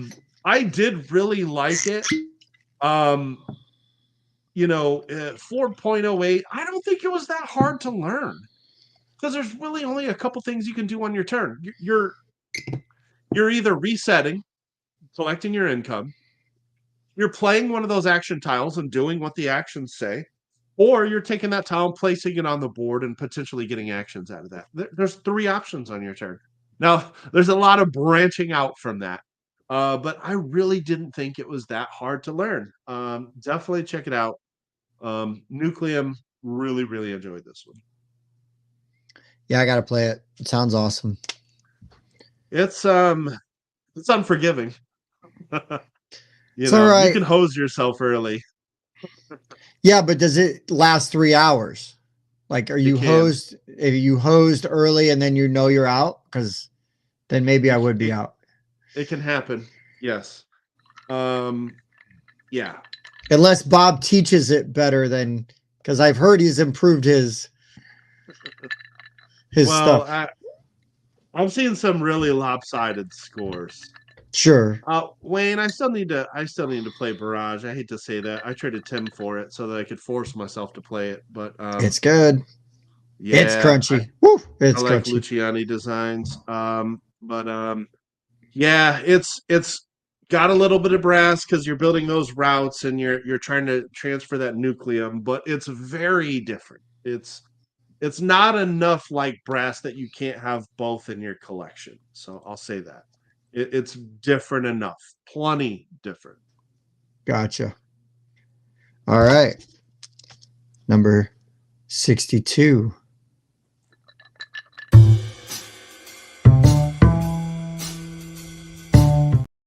Dun, dun, dun. This is a classic game. This might be one of the older games on my list. Betrayal at the House on the Hill. Wow. I love this game. Again, I know that there's knocks on this game and blah, blah, blah. Some people don't like it for what, but I have a great time playing this. This is a game that every time I play, I come away with a story.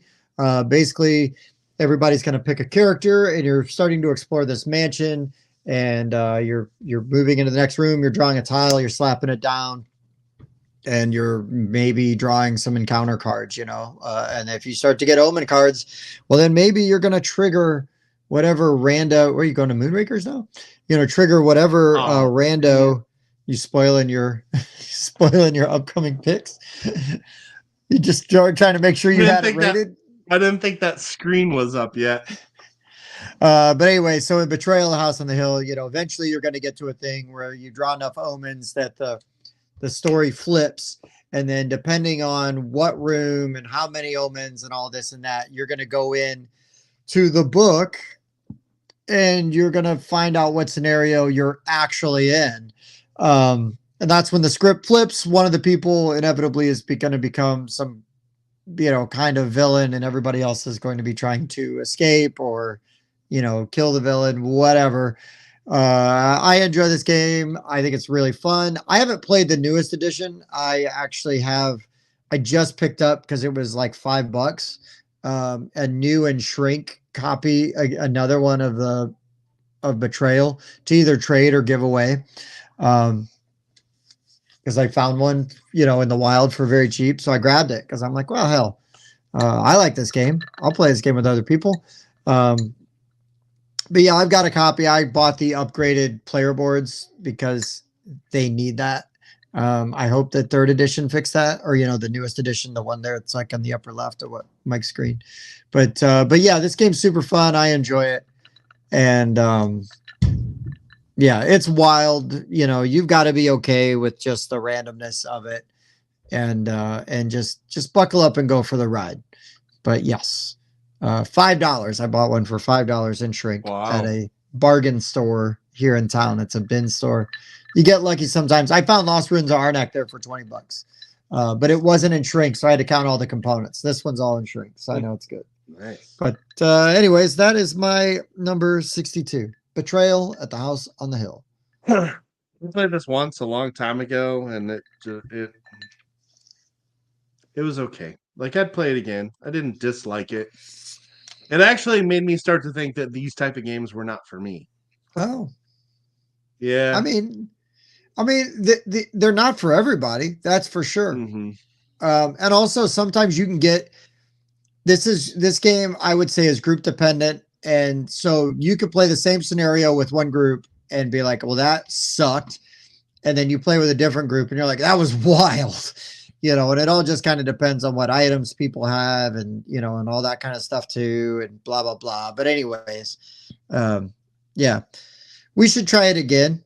I mean, I'm not going to guarantee you would have like, it's going to, your experience is going to be 1,000,000% different. I'm going to turn you around on this game. But Yeah. I'd say give it a, man, Jim, that's crazy. That is crazy. I'd deal out another one. Just don't get stuck with a slow speed character. Yeah. Yeah. In fact, I played this like when I was still fairly new into games. And you'll notice my top 100 is dominated by Euro games. I don't really have any games like this in my top 100. Sure. So I figured out what I liked early on, and I just kept going for those. Now I'm kind of coming back around to like sort of trying these games that didn't really hit a home run for me, or the style of games that I wasn't sure I liked right away. And I'm coming back to those, and this is one I want to revisit for sure. Well, and also you're running now with more or less a different game group. So there's different tastes. Not only have your tastes evolved, but like the people you're around, play some different games. That's one of the things I love about our group is that we all have such eclectic tastes, that we kind of are really good at introducing everybody to newer games or games that we wouldn't, new to us games, and games that we might have passed over, and been like, I don't know. And then because your buddy that you like playing games with says, hey, let's try this out. I'm like, all right, that was damn good. All right, let's go. So but yeah, man, let's see what you got to say about Moonrakers. I mean, number 62. Yeah, for there's some randomness for sure. There totally is. Yeah, there totally is. So my number 62 might be a surprise to a lot of people, but it's Moonrakers. Yeah, I'm over here looking at here and not realizing that my screen is on display. Whatever. Yeah, I played this once and gave it a 9. The reason it is only number 62 is because I played it once and it was nearly 2 years ago. I wanted to back this game, and I'll just be honest, I think it's too expensive for what you get. But I need to get a copy of this game. It's fantastic. One of my favorite mechanics in a game is negotiating. This is negotiating with deck building. You are revealing missions that you can complete with the resources your cards give you, but for the majority of the game, you cannot complete those quests or those missions by yourself. You will need the aid of other players. And so what you're doing is you are negotiating with other players who can help you based on the cards they have in their hand. Except that if they help you, you've got to figure out who's going to get what spoils from the mission. So all of the negotiating is, all right, I've got these 2 resources which you need to be able to complete that quest, and Bob wants 2 victory points out of the 4 from this card. I only want 1, Tim, so you should bring me on this mission. That's kind of how a game of Moonrakers go. I just really love games where negotiation is there. I love kind of that social element that keeps people, constantly bantering back and forth, and negotiating over victory points or resources. And what's cool about this is that you can build. Wayne didn't dig it. Yeah, negotiation games are just not for some people. There are some groups that can ruin negotiation games, unfortunately. I thought it was cool because you can add ship parts to your ship and you can customize what you're good at. Like if one particular type of mission keeps coming up that requires a specific resource, you can cater your ship and your deck to providing that resource. And now you are different than other players. Hey, I can offer something the other players can't. I'm better at Mhm. offering this resource. Mhm. I just think that's really cool. And I really want to. I just need to pick it up and play it again. I only got to play it that one time. Spencer's the only one that has it in our I was group, gonna and we say, I think played it. Spencer's got it. We Yeah. played it at his house, Tim. If that tells you how long ago this My was. God, ages ago.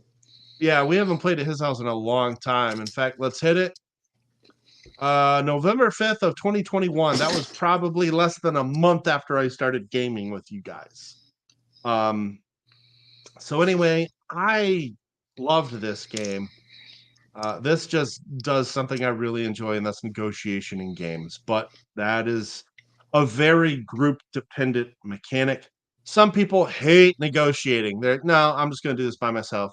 Or Right. they have to get the absolute they have to win every single trade. Well, that's impossible. And that's boring if you have a person like that in your group.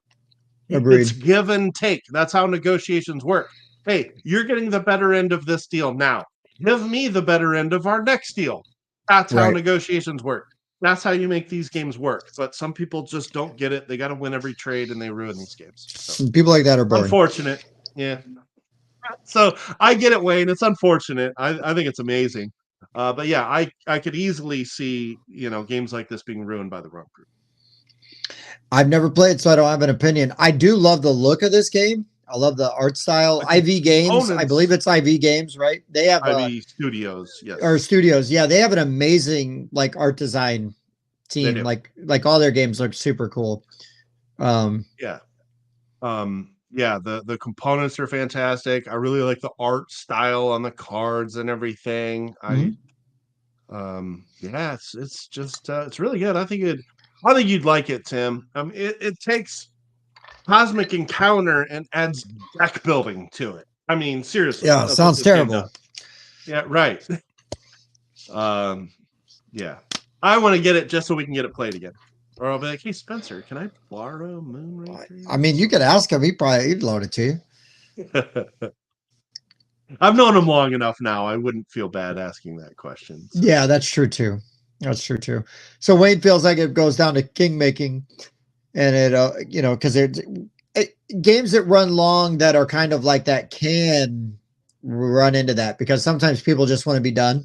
They're like, okay, what's going to end the game? it Like, oh, did run long because we were playing this with the brothers, Tim. uh And so huh, they weren't going to negotiate at all. uh huh, So that slowed it way down because we had two sure, people unwilling to negotiate. yeah, Plus, we're playing with Spencer, so it slowed it down. yeah, It was yeah. longer than it needed to be, and I just still loved everything that it did. Hey, that's a testament to your enjoyment of the game, though. Where you're like, I know Correct. this is running too long, but I'm still having fun. I don't care. I kind of Um, played it of all the groups, the people that we know mutually that I'd play this with. I kind of played it with the ones that would make it the worst. I was gonna say you did kind of play What's it with. uh, Yeah, I played it with the worst group to play it with. you No offense did. to those people. Those people know I like them, and I won't drop names. But Well, but Spencer, we give him a hard time because he's an AP player and he's a little slow. And those brothers will not negotiate at all. They want to crush each other in every game. well, here's the thing, Mike, is if you are playing Anachrony with them, if you throw Bob into the group, you're playing with the best group of people you could play Anachrony with. You know what I mean? Now that might take 5 hours with that particular group of guys, but you're playing with a a game that they're all gonna sink their teeth and buy right into, right? So I get it. I get what you're saying. It's funny how you could take the same group and play a different game, and it's the best group to play it with, and then you play a different game, and it's Uh the worst group to play it with. But man, I would just feel like a real piece of garbage if we played that together and you're like, oh, I didn't like that near as much. Be like, oh no, I'm the problem. Yeah, whoops. Yeah, we're going on a lot more tangents on our picks this time, that's for sure. We Probably because did, we're getting towards the end of our list. and So as a and a little, whole. yeah. Well, we're digging into the games, I think, a little bit more this week too. I'm trying to make a We point are. of explaining the games a little bit more and stuff. And And Mike went through, got out the telestrator and did a play-by-play on Nucleum, which is nothing wrong with that. He's passionate about the game, so it's and that game is really hard to just sum up. I feel like that game really benefits from it. Helped me understand it a lot better when with Mike kind of pointing out some of the different tracks and some of the areas. So I give him a hard time, but it actually is very helpful because I think just going, oh, I'm picking up and I'm delivering and I'm picking an action, like that's not a great description, but actually getting to see the board and ingest some of the rules helps. It's not just a heavy game, it's a new game, one that I've also played multiple times recently. So I felt like good opportunity to talk to people about it because a lot of people are interested in it and maybe haven't picked it up yet. Nothing wrong with digging deeper. Nothing wrong with digging deeper. So I was, I think Mike and I both have been trying to do that a little bit more. And especially with games that maybe people aren't as familiar with. It's one thing to talk about, Betrayal at House on the Hill when most people have played it. Expedition with illustrations. I love it. Boy. All right. All right. Get to number 60. 61. 61. Last game of the night, Tim. What you got? All right. Oh, it's one you don't like, but I love it. And that is Merchants of the Dark Road. This is what, Elf Creek? Yes. And I love just about everything of this game. I think the art's great. The components are great. The weird, like clockwise board, like you have to keep moving like in the same direction around the board.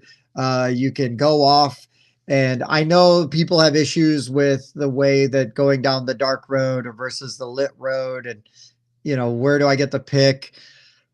But I don't care because I still think it's really cool. I would almost house rule that you need to be able to deliver something to go on the trip with other people because you could just go on the trip with everybody and not.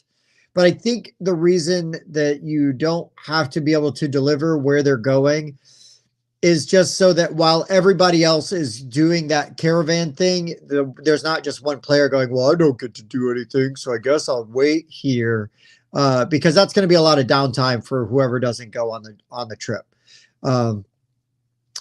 But anyways, the way that your little caravan works and the way that you can only hold so much cargo, and so you're trying to fit it all in, the puzzle piece.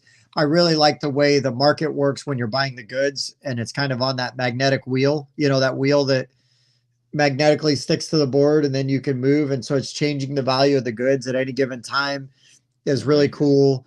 Just lots of neat things you can do in this game. I enjoy it. I think it's really fun. I think everybody but Mike, I think liked this game. And that's cool. Not every game's for everybody. And I understand Mike's complaints. They just didn't, at least the stuff with the road didn't bother me. We'll talk about them. Yeah. I'll let you get into them. But this game does a lot of really cool things. It's got some really cool components. I did buy some upgraded components for my copy of the game because I had the retail version. So I did upgrade a few of the things. But yeah, it's just kind of cool. You can just with all the different stuff you can do, and you're selling those goods, you're taking those characters off to the places they want to go for points. Anyways, Mike, what do you got? Well, first of all, the components for this game are fantastic. The art is gorgeous. I tend to really like dark art styles a lot. So yeah, naturally I just really, really like the look of this game. But the rule book's not very good. Oh, 100%. Rule book is not great. So, now I know that Tim was one of the people that was doing the teach, and he had read the rule book, and, there were lots of times we were going back to that rule book. But then even if you're just the person that's listening to the person teach, I just feel like there's a lot missing from the player board that would aid in how your turn works, because it needs a better player. Yeah. The action selection in this game is way different than anything I've seen. You've got these 3 dice down here. You're going to take one of these out of your wheel. You're going to push it up. it's going to take the place of this die. This displaced die moves up into one of these two things. And so Yep. now the die that you've left here has to do with one thing. And then the die that's up here has to do with a different thing. One of them is your movement. And what I kept getting confused is, which one are you using for movement? They Yeah. could have just taken this chart, which is your player board, a miniature version of the cart, and put that icon next to the die that tells you that's the movement die. It needs that. You're right. Not The going to other argue. thing is that the other die has to do with how you can sort of manipulate the market, and the market is like this thing here. And so again, like you look at this and you're like, well, how would I know? And I don't remember because it was confusing even when I played it, let alone, good question, David. That is a very good question. It really only needs two icons. One is it needs the cart icon. The second is you need an arrow that goes from whichever dice activates it to this, because the other die helps you manipulate this market. Which one's which? If you were looking at that player board, would you have any idea which one does what? I played that whole game, and like through the half of the game, I'm like, all right, which one moves me again? And I think the guys were getting tired of me asking. I literally could not keep them straight. So I just felt like it was a very clunky learn. There's a couple things I'll mention that I haven't gotten to before, Tim. Um, the one is the obvious one that we've mentioned before that I'll bring up again. Okay, so lantern, because this is dark and it's a dark road, and you're trying to deliver goods in these towns that are connected by dark roads, that means lanterns are very important in this game. Mm-hmm. You have to light the road that go down these paths. But these very valuable and important lanterns that you need to light the road, if you provide them and light the road, you get the last pick of the goods on that trip. So let me get this straight. I'm the one carrying the lantern and I'm lighting up the road, and you want me in back? I think you should have me in front lighting up the road. So thematically, I'm just like, that's dumb. And now there's not a lot of times where like people can still like this game. I haven't been able to go on this tangent really ever. I knew this was going to key you up, Mike. I knew here we go. Here we go. I'm glad. Here's my last issue that I have not gotten to air my grievances on. Okay, you're going to pick up stuff from over here.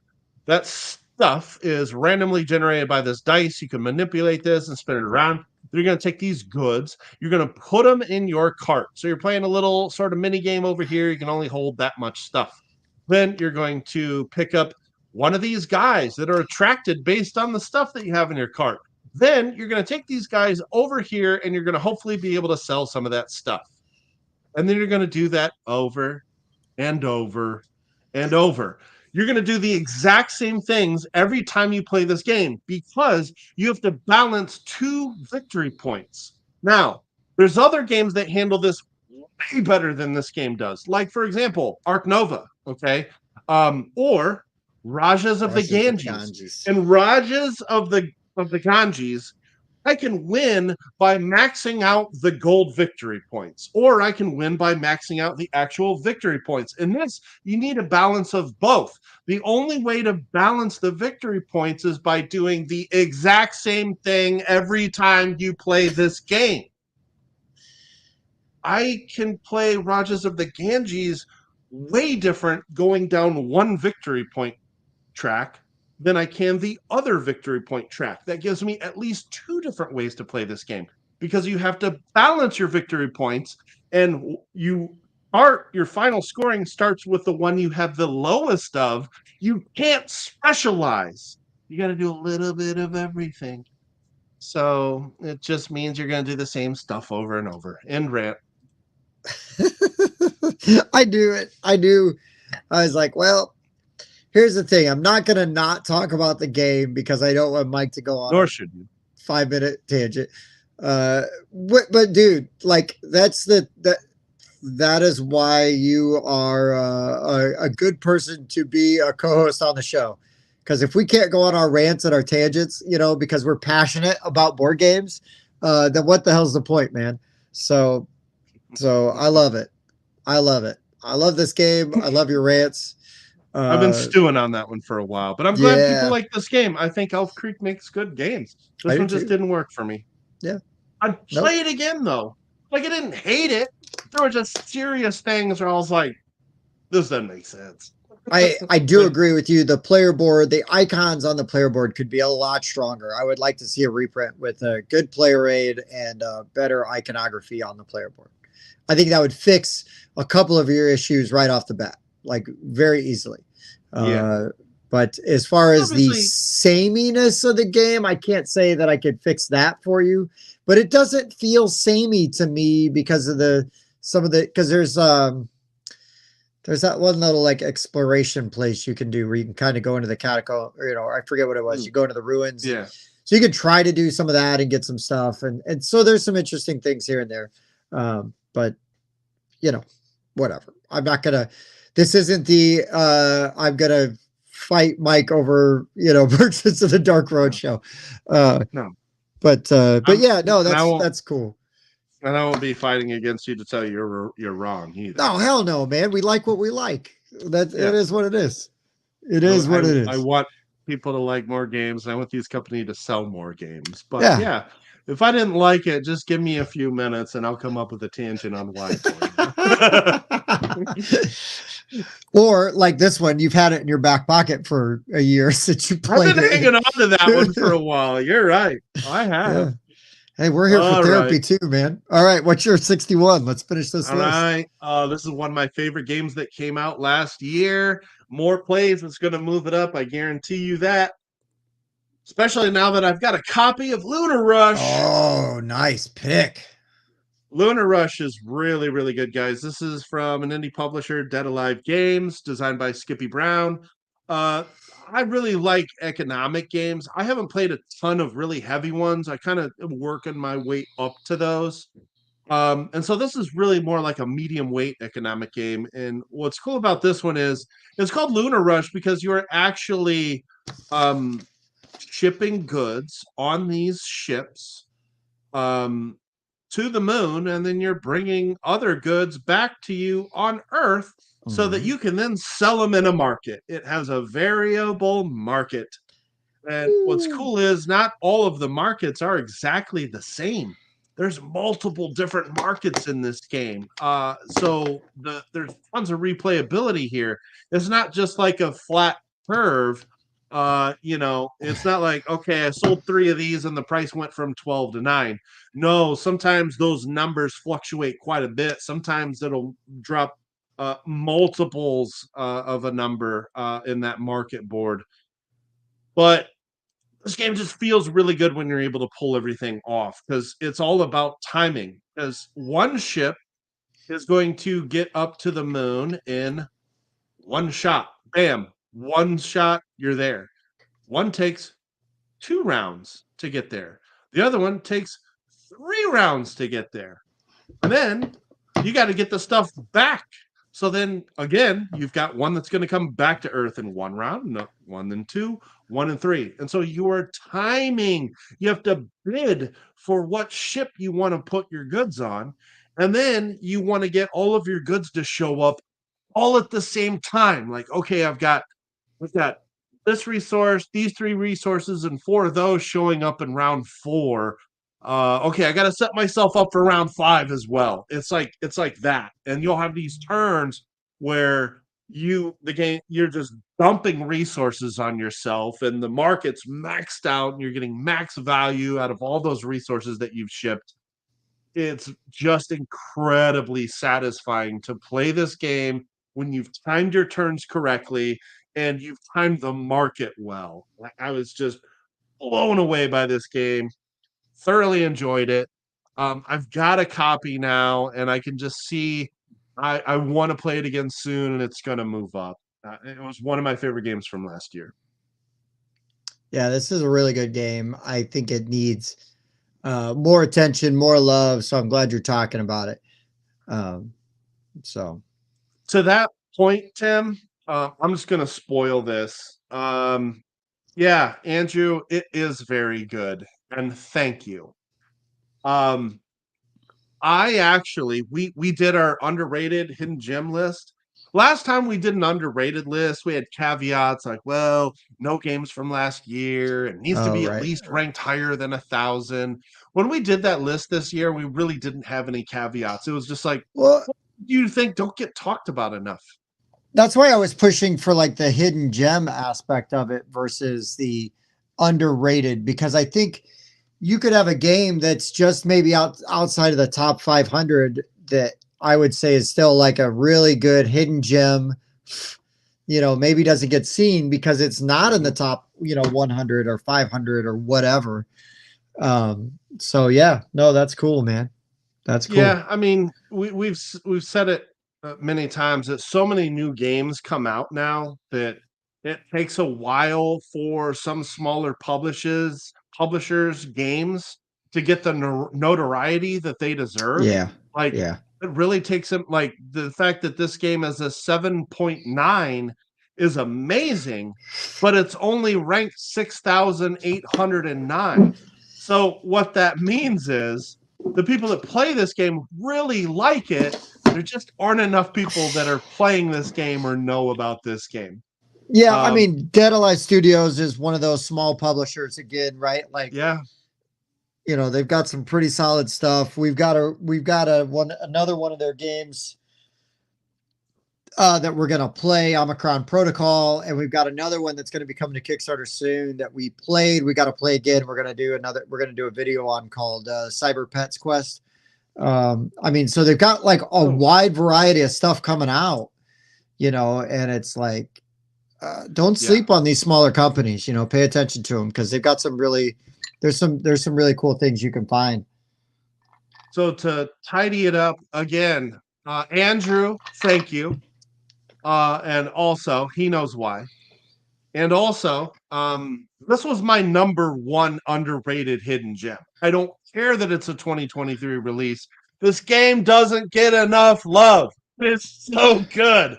Yeah. I Lunar Rush and play it if you like market manipulation or timing mechanics. And all of the resources dump on you on one turn, and then you get to sell them for max value. If you like that stuff, this is the game for you.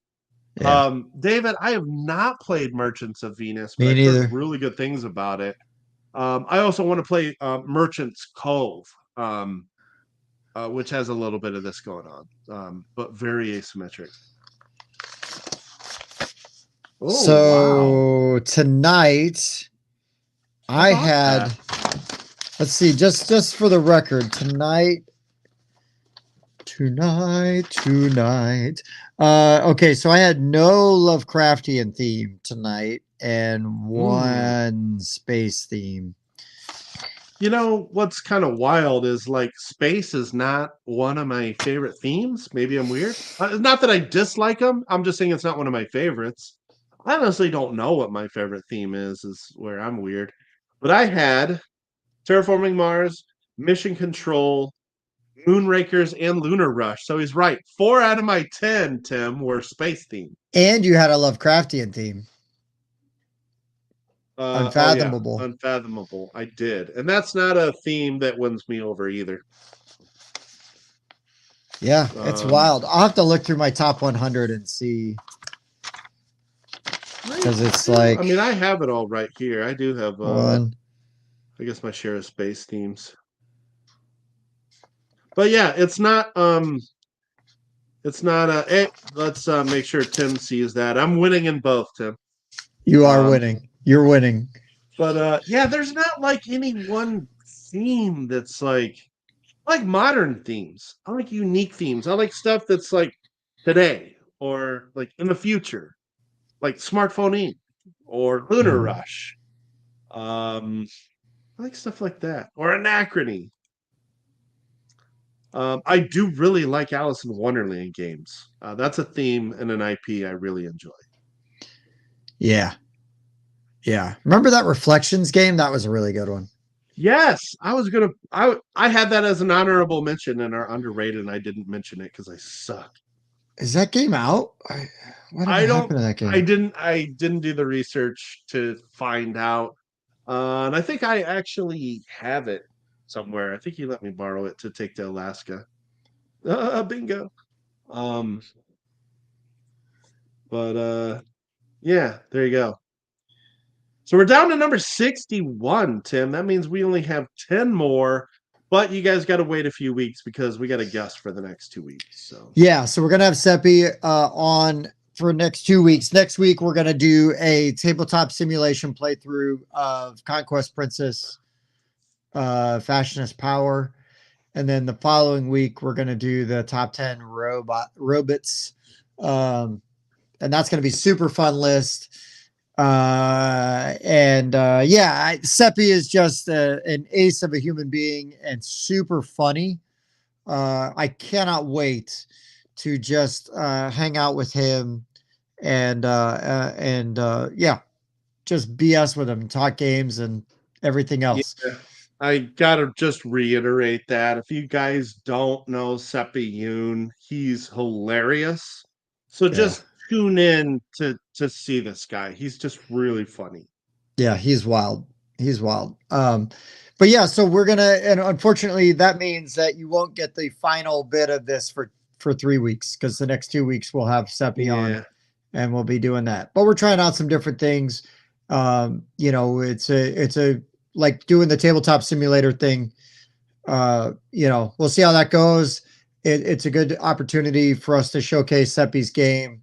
And then, the following week we'll be kind of back to more what you're used to, with the guest in a top 10. But yeah, I mean, don't forget we're kicking around the news show and the Kickstarters. That's something that Mike and I could put together, and I think we're kind of interested in doing that again, or we're definitely interested in doing it again. It's just been a matter of like nailing the format, right? And like how exactly we want to handle it. There's been a few, oh gosh, I don't know. There's been a couple different things that we've talked about trying, and the guys have tried and stuff. And so we're just kind of waiting to see what shakes out and what's going to be the best version. But we appreciate everybody hanging out with us while we kind of tinker, to use Wayne's words right there. Got to tinker to improve. We've got to actually, Mike, you've got to pick a Thursday so we can go on Beans and Dice. I'm putting that on you. I can make any Thursday work. It's going to be on you, brother. Okay. But I will say before we do anything else, like I'll just give everybody their shout outs real quick. Check out Board Game Mechanics. Really like those guys. Check out Full 42. They're awesome. Check out Beans and Dice. They do a freaking call-in show. You can call and just be on their show. It's so good. And you don't even have to wait till Thanksgiving. That's it. That's right. We make you wait and just do it once a year. Yeah, but check all those people out, right? Check out the Solus Games Studios, SOLIS. They got Space Lion. They got Pocket Paragons, which is a game I really like. Space Lion, we're gonna play, and we've got to do a video for real soon.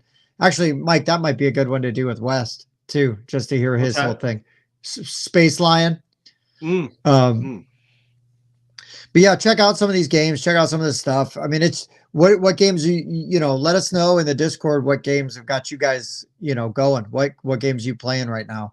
Because we're getting into that time of year where the weather's usually pretty crappy for most of the people watching, and so it's a good time to just stay indoors and play games. And so I just like knowing what's everybody playing. What are you interested in? Mm-hmm. What Kickstarters are you getting? Right. Cause we're also going to hit that lull of the Chinese New Year where all your games that haven't shipped yet. If they don't ship by next week, you're not going to get them until April because they're not getting on the slow boats, until the, beginning of March, right? End of February. So, and that's always kind of an interesting thing, that you deal with when you're getting a lot of games from Game Founder Kickstarter. Like, I didn't make it before, Chinese New Year. Well, I guess we're going to wait another month. we're working on trying to get a review of Bloodstones out to you guys. That is #1 on the hotness right now. It is also Martin Wallace's newest game. It uses some influences from Wildlands to give you kind of a tactical skirmish experience. Yes, from Martin Wallace. So very Yeah. excited for that one. This is the first game that he's released from his own publishing company, Wallace Designs. So this is his baby. This is his Yeah. publishing company. This is not just his design. He is above the whole thing. So it'll be awesome to see what that man has been able to come up with this time. Yeah. Yeah. Odds are I'll like it because I don't think I've played It's a a Wallace skirmish game game. that I haven't liked. And yeah, it's a And skirmish it's game. like Wildlands. And it's one of my asymmetric. one of my favorite Martin Wallace games. Mhm. So many things to like about it. I'm sorry. I got to be right back. I'm sorry. Oh, okay. I'm gonna prep a couple trivia cards for Mike, and then we will probably not go super late tonight, just because the nature of our days, and I know with Seppi coming in, we're definitely likely gonna run longer. So I'll just grab a couple of these categories real quick. We'll throw them at Mike when he gets back. Hopefully Sushi isn't eating too much and this is just a potty break for him. But yeah, I put a thing in there. Wallace games. Yeah.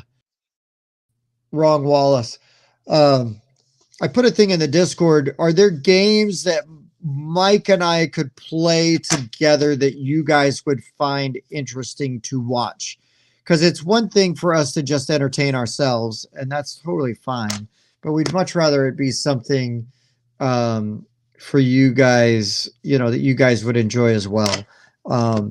We can keep doing the trivia stuff. It's fun to see you guys get the answers and everything.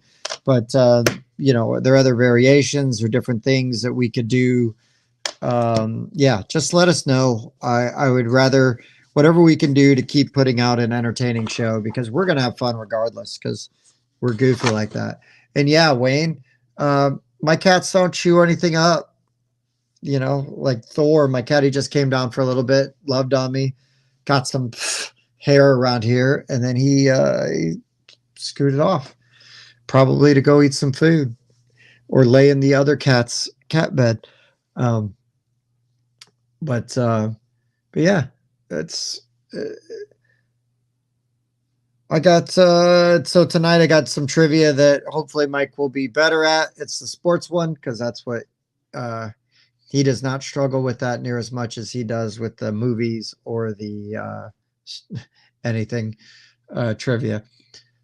We did a really fun one. God, I can't even remember what the name of it was now. We did one on the Full 42 that was pretty good. And you had to pick the obscure answers for fewer points, because you want to have the least amount of points by the end of the game. And it was pretty fun. And I can't remember what the name of that game was. And then there's God, I'm totally drawing blanks now. There was another one that was a CMY. Was that their other? No, maybe that's a color wheel. I forget. But there was another trivia game that they had that was pretty great, that we played on there that I really want to get. But we don't always have to play those kind of games. We can play other stuff with you guys, interact with you guys. Again, like we said earlier, we're talking about going to, a couple places locally. One of them is we've reached out to, has responded and been very positive to us showing up and doing a show from there. So that could be fun to do. And then obviously if anybody's local, swing by, let's hang out. Let's do something.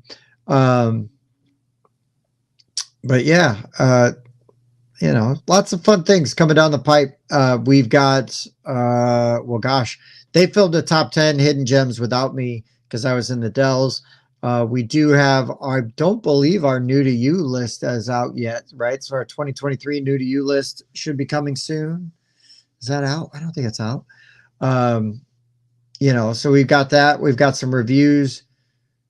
Yeah, forever in South Korea, Trevor, I will hit you up. Apparently we've got to make our way to Singapore at some point in time, since our show is being played on on a TV in a game store. Yeah, new to you. That is the After Dark version of Rundown. That's usually when Mike forgets to wear pants when he's on camera. But yeah, so thankfully tonight that has not been an issue. Evan, we got to get you back on, man. We got to figure out, a good time, have you on, do some stuff. And yeah, David, we'd still be able to do the chat because is it's one thing when we're filming in our studio. It's harder to read the chat based on like that setup. The fix has been that I just bring my iPad, I've got it on, and I without the volume, and then I can read the chats there, and we can go. Like right now, I see it on my phone. I can answer and do stuff with that. I think when we do it from a live stream, like from a location, we'll probably take Mike's laptop. I imagine we'll just both be on the same camera versus having us both set up separately. But again, we'll mess around with that, screw around with that, and see what's up. And yeah, Evan, you don't have to volume. Can you volume? I can make loud. We gonna have volume problems? I don't know. I don't know where you're going with that one. Evan, yeah, man, like message me sometime. You got a topic or a top 10 or something you want to do, or if you got a game you want to talk about, let's do it, man. Sorry about that. You better, Mike? Yeah. Okay, good. All right. Mike, pick basketball, all sports, football, logos and mascots, or baseball. Ooh. We'll do like three of these. Okay, I think I'm best at football, so let's go basketball. All right, we'll do like 3 of these cards and then we'll call it a night. Okay. Ooh. I don't think we've talked about this. Ooh. How many times has the USA women's national team brought home Olympic gold as of 2016? And I can give you multiple choice.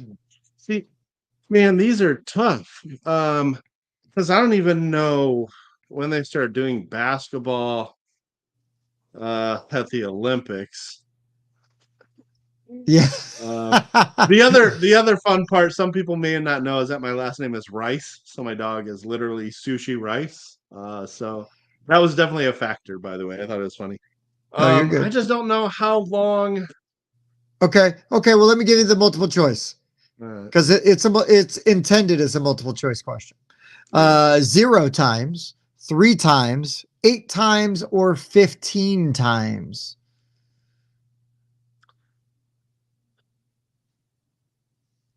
0, 3, 8, or 15. I'm talking this out. 15 sounds like too many because that would go back like over 60 years.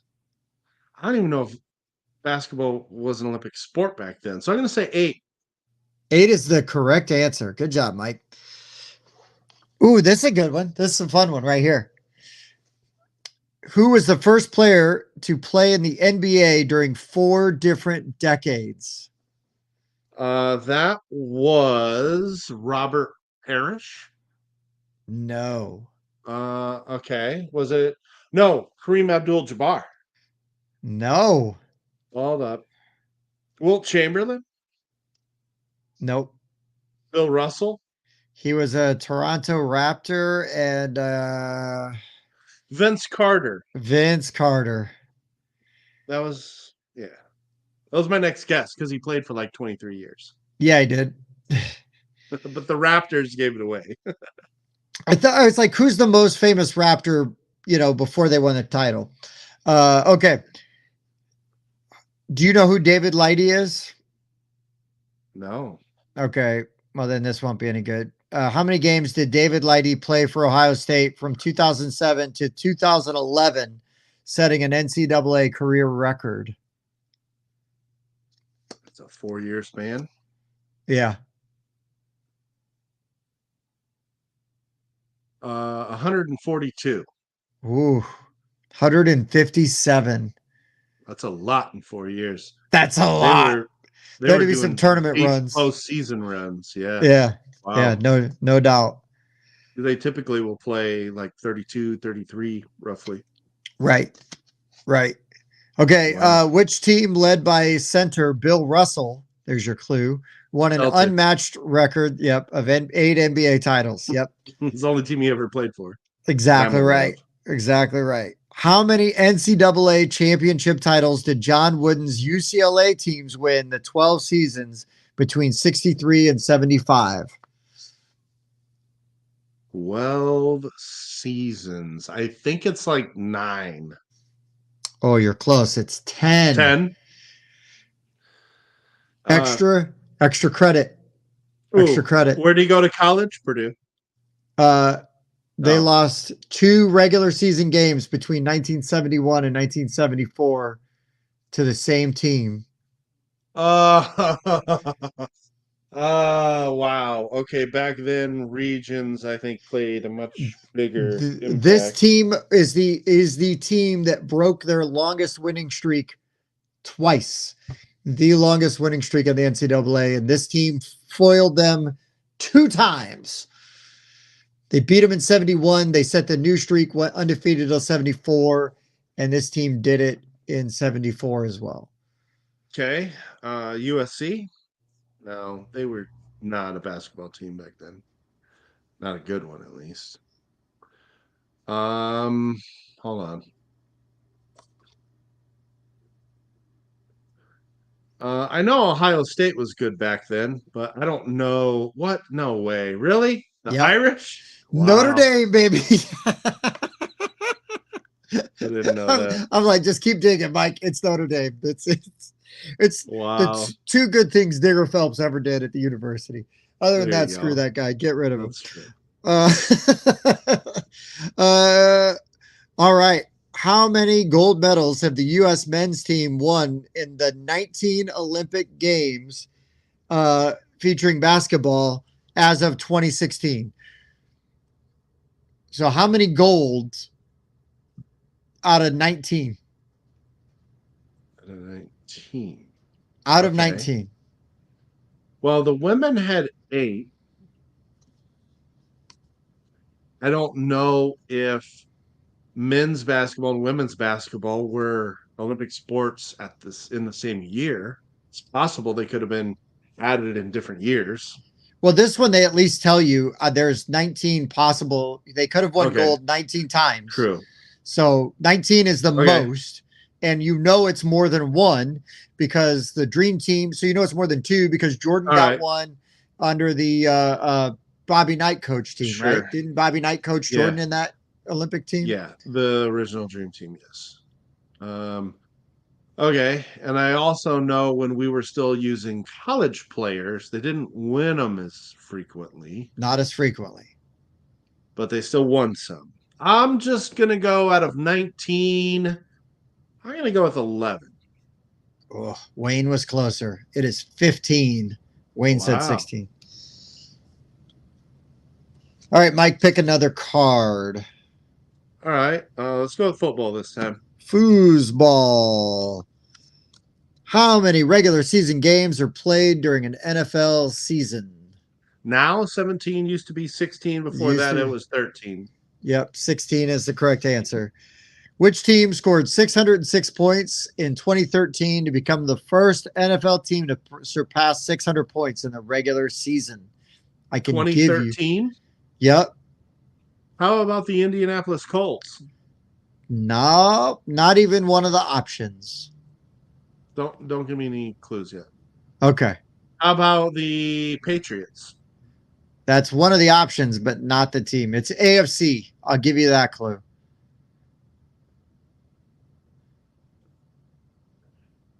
(2013) good offensive AFC teams. Who is their quarterback? Yeah, that's what I'm trying to think of. Oh, no, that wasn't. How about, could it have been the Chargers? Nope.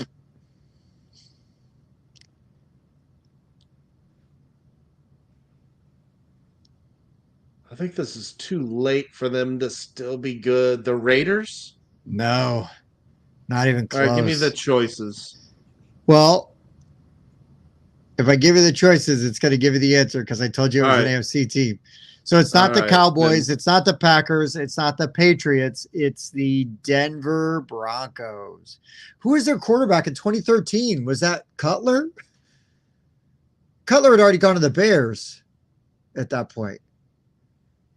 that wasn't that Manning's Or was that other Manning's Super Super Bowl? Bowl? Was that Wasn't Manning's he other a Super Bowl? Bronco by then? Because um Oh, okay. Then yeah, it was Luck Peyton retired Manning. in 18. Okay. So that was Manning's team. That was Okay. the year he set the touchdown record before Brady then beat him. Well, there you go. Yeah, He did it up and score the most points. Peyton with the Broncos. Damn it. Okay, which team played Alabama for the NCAA championship 3 times in 6 college football playoff finals from 2015 to 2016? Who played Bama 3 times? In the playoffs. Uh huh. Uh It's played. Clemson? No. Who? Yeah, it's Clemson. It is Clemson. Okay. Who was the first Yeah, because player? they had the Lawrence team, they had the Deshaun Watson team. Yeah, There was another Lawrence one in there that's twice. really I good thought. too. I thought it was Yeah, you're Lawrence right. twice. It was twice. Who became the first NFL quarterback to throw for more than 5,000 yards in a single season in 1984? Come on, one answer. That was Dan Marino. That's right. There's only one guess. Yeah, because of the Okay. year there was. Which? What? That's not right. Oh, okay. No, wait, that's still not right. Which of these quarterbacks was not picked first overall in the NFL draft? Brett Favre, Okay. Eli Manning, Peyton Manning, or Troy Aikman?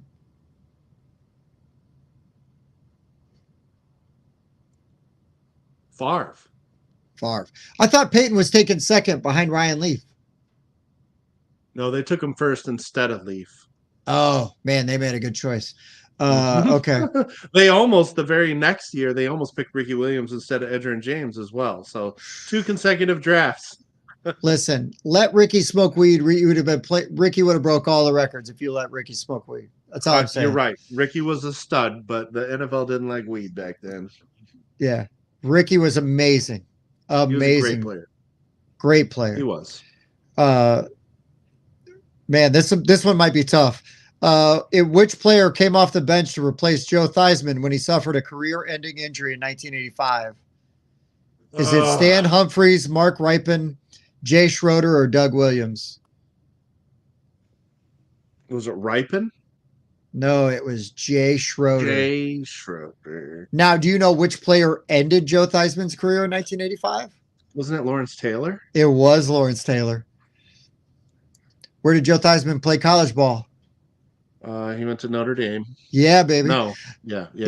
Oh, yeah, he did. Don't say no. Okay. One last card, and then we'll wrap it up for the night. Oh, let's go to baseball. Let's do baseball. All right. What term describes the play where a pitcher throws to the base between pitches to catch the runner off the bag? What's that move called? Attempt. Yeah, it's a pickoff. Pickoffs. Which MLB team called Jack Murphy Stadium home until it was renamed Qualcomm Stadium in '97? That was the Cleveland Indians. No. Jack Murphy. No. Seattle. Right coast, wrong team. Qualcomm. Think Qualcomm. Padres. Padres it is. You got it. Which MLB legend had a 367 batting average across a 24-year playing career that ended in 1928? And I believe this was. So you got to give me a couple guesses here. So okay. Well, let me give you one more clue. I think this was the. Want clues. Okay. What's your first guess? If it ended in 28, I think we're too late for Ty Cobb. And so I think we have to go with Honus Wagner, No. Tris Speaker. No. You should have went with your first guess. It was Ty Cobb. It is Ty Cobb, who Man, I believe was thought he also was. the. I Go thought on. he was one that was done in like 1915 or 16 or something. So a little later than I thought, but yeah, Ty Cobb. Okay, I believe he was the first person inducted into the Baseball Hall of Fame as well, right? he was. Yeah. He was. It probably should be thrown out. If you're going to exclude guys for bad behavior, Ty Cobb should not be in the Hall of Fame. Just he was saying. not a good person, but sure enough to this day, his plaque in the Hall of Fame is the very first one there.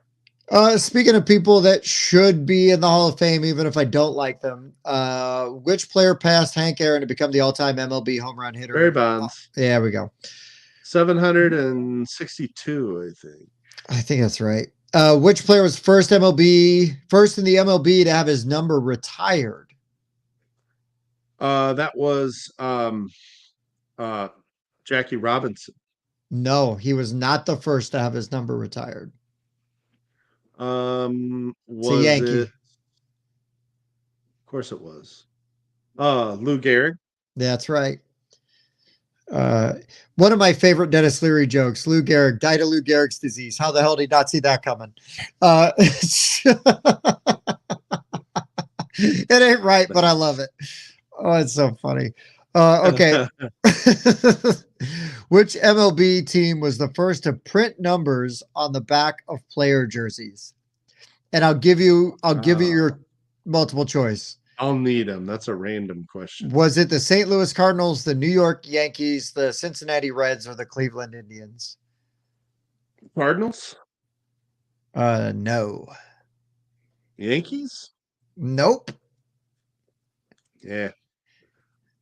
You might as well give it to me now. The Cleveland Guardians. Indians. Yep. Evan, I'd be down for it. I love baseball. I love sports games. I wish there were more sports games in board games. So yeah, make me play it. I'm here for it. Evan's working on a baseball game. Let's go. I just real quickly, I'm gonna give Tim a Star Wars card, and then we'll call it a night. Okay. You don't have to do that, but yeah, I'll do it. No. Why not? I played baseball. I started swinging a bat probably like right after I could walk. I pitched all the way through high school. I played a few men's leagues, and I have been in the same fantasy baseball league for 24 years. You maniac. I love it. That's awesome, dude. So it's a bit of an obsession. I think I'm coming to an end on that. I'm getting to the point where I'm just tired of setting that lineup every day all summer. Baseball lineups are hard, man. Football's easy. You just do it for the week. Every day, 162 times for 4 months. Yeah, it's a lot. Grind. It's a grind, and I'm about ready to be liberated from that grind. But I'd be very excited to check out an Evan baseball game. Love my sports, man. And I don't know if people may or may not know this or care, but when Mike and I aren't messaging each other, like trying to make each other laugh with like dirty jokes or talking board games, Mike and I are talking sports constantly. Constantly, we're talking sports. We may not even message. We may go days without messaging about board games, but there will be sports stuff where we go back and forth. Oh yeah. We agree on stuff. We disagree. Oh, they should take this. They shouldn't take that. You know, this and that. I love it. It's just great to have a gamer buddy that is into sports like I am, so that we can nerd out about that as well. So, yeah, Wayne, I still do multiple fantasy football leagues. I've not burned out on those. That's only once a week. You know, make your Thursday waiver pickups that you need. Set your Thursday lineup. Check it again Sunday morning. Much easier to tolerate, than 162 games. It is. So Nix is already guessing Han. So let's see if he's right. All right, Star Wars trivia for Tim. The 6 questions are on the board. On the board. Who, according to Han, can't even take care of himself, much less rescue anybody? That is Luke Skywalker. Correct. How many heavy weapons are mounted on a standard Imperial Walker? Ooh, I was already thinking about that. I think there is the one double cannon at the bottom, and then maybe the guns on the side. Is that 3? Close. 4? 4. It's Okay. 2 of each. So you got the 2 laser cannons and 2 medium blasters. Uh-huh. Okay. What type of goods did Han usually store beneath the Falcon's lower deck plates? Was that spice? Mm-mm. Ooh. Unless, well, you got to be more specific. Okay. Well, I mean, like Kessel spice, or was because there was Maybe was it less Imperial specific was the Imperial contraband? smuggled goods. I'll Yeah. allow Okay. it. Okay. Yeah. Yeah. Less specific is what you meant. Yeah, it is. Illicit cargo, also an acceptable answer. Hell yeah. Um, who blasted his way into the indoor bunker's control room? Han Solo. Yes. Of course, it's going to be an answer on every one of these cards. Let's That just go is through these and see how many times Han is at least one of the answers. one of the answers. Okay. What item of Chewbacca's did the Ewoks seize after capturing him? Was it his bowcaster? Yes, it was. I'm a nerd for knowing what that thing's called. No kidding. I had no idea. I would have called it a crossbow. Which was also listed on here and was an acceptable answer. Who was treated aboard the Rebel medical frigate? Well, that would have been Luke after he got his hand cut off. Yes. Mm-hmm. In Empire. Yeah, it was. All right, we'll do one more. Okay. Han is mentioned once on this card. Nice. What does Luke address Vader as for the first time after Vader informs him the Emperor has been expecting you? Father. Correct. Who flew a custom bent wing TIE fighter? Oh, is that Wedge Antilles? No. Big Starklighter. Nope. Who flew a custom bent wing X-Wing? Yeah, TIE fighter. Oh, a TIE fighter. Oh, sorry. TIE fighter is Darth Vader. I don't know why I was thinking X-Wing. Yeah, you were thinking wrong side. I was the wrong thing. Yeah. What trio rescued Princess Leia from the Death Star's detention block? That was Luke, Chewie, and Han. Correct. I think I would have actually gotten that. That was an easy one. What city is also a mining colony? Oh, Cloud City? Yes. Who bravely stayed behind to guard the ship while the others went out to investigate a Minox swarm? Was that 3PO? It was so brave, stunning and He's so brave. brave. He's so brave. What former horror film fixture landed the role of Grand Moff Tarkin?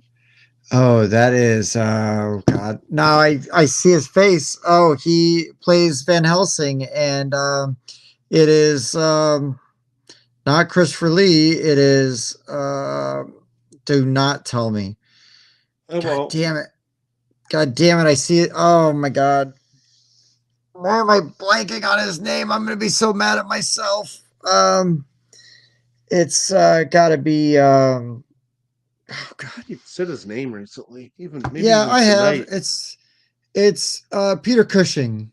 Correct. God damn it. I'm like, it's not Christopher Lee, it's the guy who plays across from Christopher Lee all the time. Oh, it doesn't count. Wayne beat you to it. I'm just kidding. Well, I think it was about the same time. yeah. Good stuff. Good stuff. Well, I think that probably wraps it up for us tonight, don't it? Yeah. Nothing wrong with being done at a reasonable time tonight, because who knows how long those Seppi episodes are going to go. Yeah, those are going to be 4-hour Boy, episodes. isn't it going to be a bummer if Seppi's only on for an hour and doesn't crack any jokes? Like that'll be like, man, we That's hyped just- this thing up for nothing. I think it's ingrained in his personality. He will be cracking some jokes. Yeah, that's true. And I'm genuinely excited for Conquest Princess. I know it is a co-op bag builder with a very unique theme and cool art. So, and yeah, Mike, you're going to be running it on TTS, and I'm going to be telling you what I want to do on my turn, because I'm not going to embarrass myself and try to run TTS over here. oh no, okay, So, wow, okay, but we can make it happen. we will. Anyways, guys, y'all rock. Thank you so much for being here. Evan, Nix, all you guys, Andrew, Wayne. We really appreciate all of you. Everybody. Every week. It's awesome. Like many people have said, be sure to give us a like, tell your friends, give us a subscribe. Most of you guys are all subscribed anyways, but you know, that whole thing. Hang out with us in the Discord. Invite us to some BGA games of For Sale or Tapestry even. Come for the list, stay for the rants. Trevor, no, it's awesome you're here, man. We're happy for it. Thank you for being here. But yeah, Mike and I are going to indulge on the early-ish night, take advantage of that, get some rest. And yeah, we'll be back at it next week. And then in 3 weeks, we'll finish that top 10, unless somebody else reaches out wants to come on the show. And then it's like, well, it makes sense to do it now. But yeah. Oh yeah. Wayne making some promises there, posting PGA games. Nice. Yeah. And I will always play after us on BGA, because I know how to play that well. That's my only problem with BGA sometimes, is if I don't know how to play the game real well, sometimes it's like, oh, how do I do it? Nice. Oh, great. Evan's just horning in on it. I know. He's on there all the time. I gotta send him some invites. I gotta see if he can crush me in Castles of Burgundy again. There you go. He's insanely good at that game. But thank you guys so much. We will be seeing you soon. Anything else, Mike? No, not really. All right. Well, for the board game rundown, I've been Tim. I was Mike. We will see you next time at a rave or something. I don't know what's happening. But dance party. We'll see you guys. Good job, Stonemeyer. A 7.3 repeating. Heating.